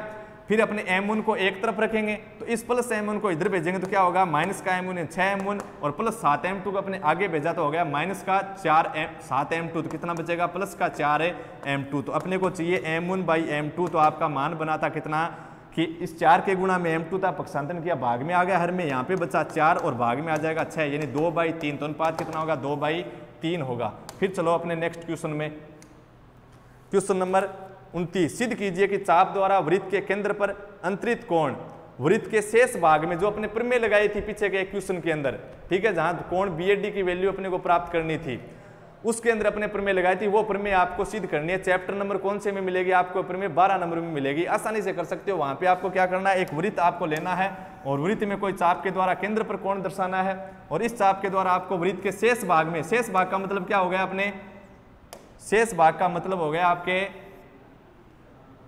शेष भाग का मतलब हो गया कि यदि आपने चाप ये काम में लिया है तो इस चाप के अलावा कहीं पर अपने कोण बनना चाहिए, इस चाप के अलावा जो अपनी परिधि बची है ना वहीं पे कोण बनना चाहिए इस चाप के द्वारा, यहीं पे आप वापस नहीं बना सकते। तो उस चाप के अलावा जो परिधि है वो वाला कोण, किसी चाप द्वारा वृत्त के केंद्र पर अंतरित कोण, उसी चाप द्वारा वृत्त के शेष भाग, तो ये चाप था तो वृत्त का शेष भाग ये इतना हो गया यहाँ से लेकर और यहाँ तक, इस पर जो कोण बना है जैसे मैंने इसको ए बी और इसको लिख दिया सी, जो कोण बना है परिधि वाला जो कोण है उस कोण से केंद्र वाला कोण क्या है, 2 गुना है। तो इसके लिए आपको क्या करनी पड़ेगी, सी से एक रेखा खींचोगे और फिर आप बहिष्कोण वाला नियम काम में लोगोगे। ये बहिष्कोण अंतराभिमुख कोणों के योग के क्या है, बराबर। ये बहिष्कोण अंतराभिमुख कोणों के योग के क्या है, बराबर, क्योंकि त्रिभुज का बहिष्कोण अंतराभिमुख कोणों के योग के बराबर होता है। फिर आप देखोगे कि बहिष्कोण अंतराभिमुख कोणों के बराबर होता है, जैसे 1 नंबर कोण 2 और 3 के योग के बराबर आएगा। लेकिन ये देखो ये अपनी ओ ए और ओ सी क्या है, वृत्त की त्रिज्या है। तो इस त्रिभुज के अंदर 2 भुजाएं बराबर है, यानी समद्विबाहु त्रिभुज है, और समद्विबाहु त्रिभुज के अंदर क्या होगा, बराबर भुजाओं के सम्मुख कोण बराबर। तो 3 नंबर 2 नंबर बराबर होंगे। आपको कौन सा चाहिए, 2 या 3? ये कोण चाहिए परिधि वाला, तो आप 2 की जगह क्या लिख सकते हो, 3 लिख सकते हो। यानी कोण 1 बराबर आएगा कितना, कोण कितना था अपना, ये बहिष्कोण अंतराभिमुख कोण के बराबर था। 1 बराबर कोण 2 प्लस कोण 3 दोनों बराबर हैं। आपको 3 नंबर चाहिए सिद्ध करने में, तो आप क्या लिख दो, कोण 1 बराबर कोण 3 प्लस कोण 3, यानी कोण 1 बराबर कितना आ गया, कोण 3 का दुगुना, समीकरण नंबर 1। उसी प्रकार अपने इधर बहिष्कोण होगा, ये बहिष्कोण किसका, जैसे 4 नंबर लिख दिया, इन दोनों अंतराभिमुख कोणों के योग के बराबर होगा। दोनों कोण बराबर होंगे, जैसे 5 और 6 हैं, आपको 6 चाहिएगा, तो इसी प्रकार आप हल करोगे तो कोण 4 की वैल्यू आएगी कितनी, डबल किसकी, कोण 6 की। आपको क्या चाहिए, केंद्र वाला कोण चाहिए। तो केंद्र वाला कोण कब आए, जब 1 में 4 जोड़ दें तब ये केंद्र वाला कोण आ जाएगा। यानी समीकरण 1 2 को जोड़ोगे तो आपके पास केंद्र वाला कोण आ जाएगा 1 + 4, यानी कोण ए ओ बी, और बराबर यहाँ पे बना 2 कोण 3 + 2 कोण 6। 2 आप कॉमन ले लोगे तो बना 2 कॉमन ले लिया, तब बना कोण 3 + कोण 6। कोण 3 में कोण 6 जोड़ो, कौन सा कोण बनता है, ए सी बी। तो कोण ए ओ बी बराबर दुगुना है कोण ए सी बी का। यही आपको सिद्ध करना था कि केंद्र वाला कोण और उस आपके द्वारा जो परिधि पर कोण बना है उसका क्या है, 2 गुना बनाएंगे। कितने के, 3 अंक के। तो माध्य ज्ञात करना है तो आप तीनों विधियों से ज्ञात कर सकते हो। माध्य की 3 विधियां कौन कौन सी थी, प्रत्यक्ष विधि, कल्पित विधि और अपने कौन सी थी, पद विचलन विधि। तो आप कल्पित भी कर सकते हो, तीनों विधियों से कर सकते हो। जैसे आपने कर दिया जैसे प्रत्यक्ष विधि से, तो प्रत्यक्ष विधि से करना था तो आप लिख सकते थे कि माध्य बराबर क्या, सिग्मा एफ एक्स बटा sigma F, sigma F x बटा सिग्मा एफ। यानी वहां पे आपको x चाहिए था, x मिल जाएगा आपको, आसानी से कर सकते हो 5, और फिर x मिलेगा आपको 15। x क्या होता है, मध्यमान, यानी निम्न सीमा और ऊपरी सीमा का योग का आधा, उनका औसत। तो मिलेगा आपको 0 10 के बीच में 5, 15, 25, 35 और कितने, 45। x का मान आ गया। उस x को आप गुणा करवाना है बारंबारता से जो आपको दी गई है।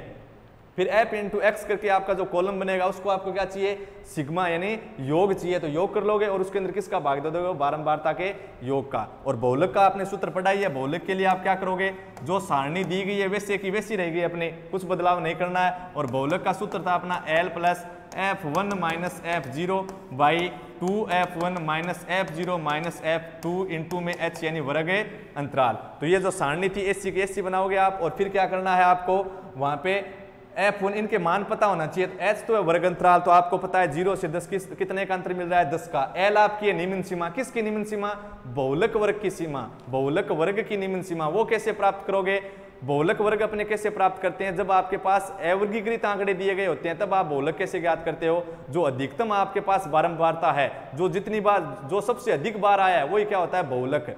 जो सबसे अधिक बार आया वही क्या है, बहुलक। तो सबसे अधिक बार अपना कौन आया, 13। सबसे अधिक बारंबारता किसकी है, सबसे अधिक बारंबारता क्या है, 13। किसकी है, 20 और 30 की। तो आपके पास बहुलक वर्ग बनेगा कितना, 20 से 30। पूर्णतः मैं हल नहीं करवा रहा हूं, ठीक है। कितना बना, 20 से 30। तो ये आपका बहुलक वर्ग है, निम्न सीमा है इसकी 20। L का मान कितना आ गया, 20 आ गया।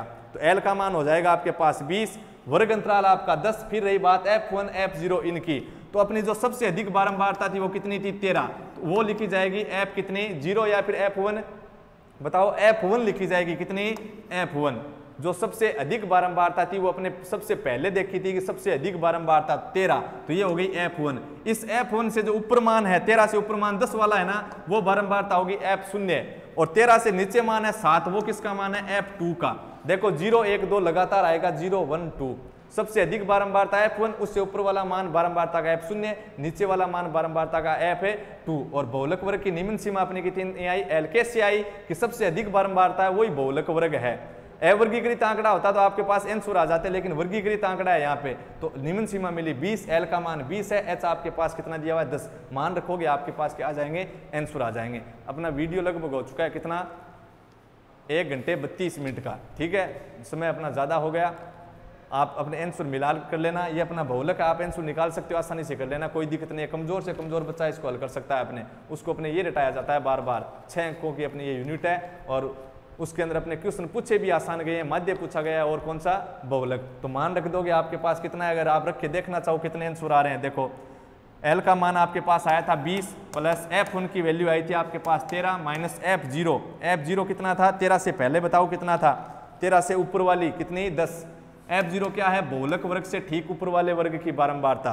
और फिर है अपना 2F1 यानी 2 इंटू F1, F1 13 था उसका दुगुना यानी 26 माइनस F0 अभी लिखा था 10। और F2 क्या थी, बहुलक वर्ग से नीचे वाले वर्ग की बारंबारता, तो कितनी 7, ये लीजिए 7 इंटू H यानी 10, कितना बना 20 प्लस 13 में से 10 जाएंगे तो 3, तो ये लीजिए 3 और ये हो गए माइनस के 17, 26 माइनस 17 हो गए अपने 9, कितने 9, 13 में से 10 जाएंगे 3, 26 में से 10 गया 16, 16 में से 7 और घटा दिए 9 इंटू में कितने हैं 10 यानी कितने हो गए 30, 30 के अंदर आपको भाग देना है 9 का, तो 20 प्लस 30 में 9 का भाग दोगे तो कितनी बार गया 3 बार, 27 फिर बचेगा 3 दशमलव लगाएंगे तो 30 यानी 3 बार, फिर कितनी बार 3 बार यानी लगभग आएगा 23.33। 9 इंटू 3 27 यानी 1/3 बनेगा इंटू 10, 10 में 3 का भाग दोगे कितनी बार जाता है 3.333, तो कितना आ गया 23.3 और 3 अपना क्या आ गया आंसर। मात्र कुछ है नहीं, सीधा वर्ग दे रखा था। 20 और 30 के बीच में मिला था ना, तो 20 और 30 के बीच में आपको आंसर मिलेगा कितना आ गया 23.33। मध्य आप ज्ञात कर लोगे, प्रत्यक्ष विधि कल्पित जिस विधि से आपने ज्ञात किया है, ज्ञात करके देख लेना कि f इंटू x ज्ञात करोगे मध्यमान, निम्न सीमा प्लस ऊपरी सीमा, और फिर उसका अध आप लिखोगे यानी आपके पास x का मान आएगा 5, 15, 25, 35 और 45। फिर आपको बारंबारता से गुणा करना है, fx का कॉलम बनाओगे और उस fx का क्या करना है सिग्मा यानी योग, तो सिग्मा fx का मान आ गया आपके पास, उसके अंदर बारंबारता के योग का क्या दे देंगे भाग दे देंगे। ठीक है, आशा करता हूं कि आपके सभी क्वेश्चन समझ में आए होंगे और आपके सभी क्वेश्चन एक्यूरेट होंगे। अपने क्वेश्चन नंबर कितने तक कंप्लीट कर लिए, क्वेश्चन नंबर 30 तक। अपना जो पेपर था वो मैंने आपको सोल्व करके बता दिया है। हो सकता है कि स्पीड के अंदर की गणना मिस्टेक हो गई होगी, तो वो आप देख लें थोड़ा, क्योंकि स्पीड के अंदर हो सकता है कि सामने बच्चे तो है नहीं, तो छोटी मोटी गलती हो सकती है, तो वो देख लेना, गुंजाइश कम होनी चाहिए। लेकिन आप अपने जो क्वेश्चन है वो क्वेश्चन मिलान कर लीजिए, कितने अपने क्वेश्चन सही हैं या फिर कितने क्वेश्चन गलत हैं। यदि वीडियो आपको पसंद आया तो आप इसको लाइक करें, शेयर करें, कमेंट करें और हमारे चैनल को सब्सक्राइब करें। धन्यवाद।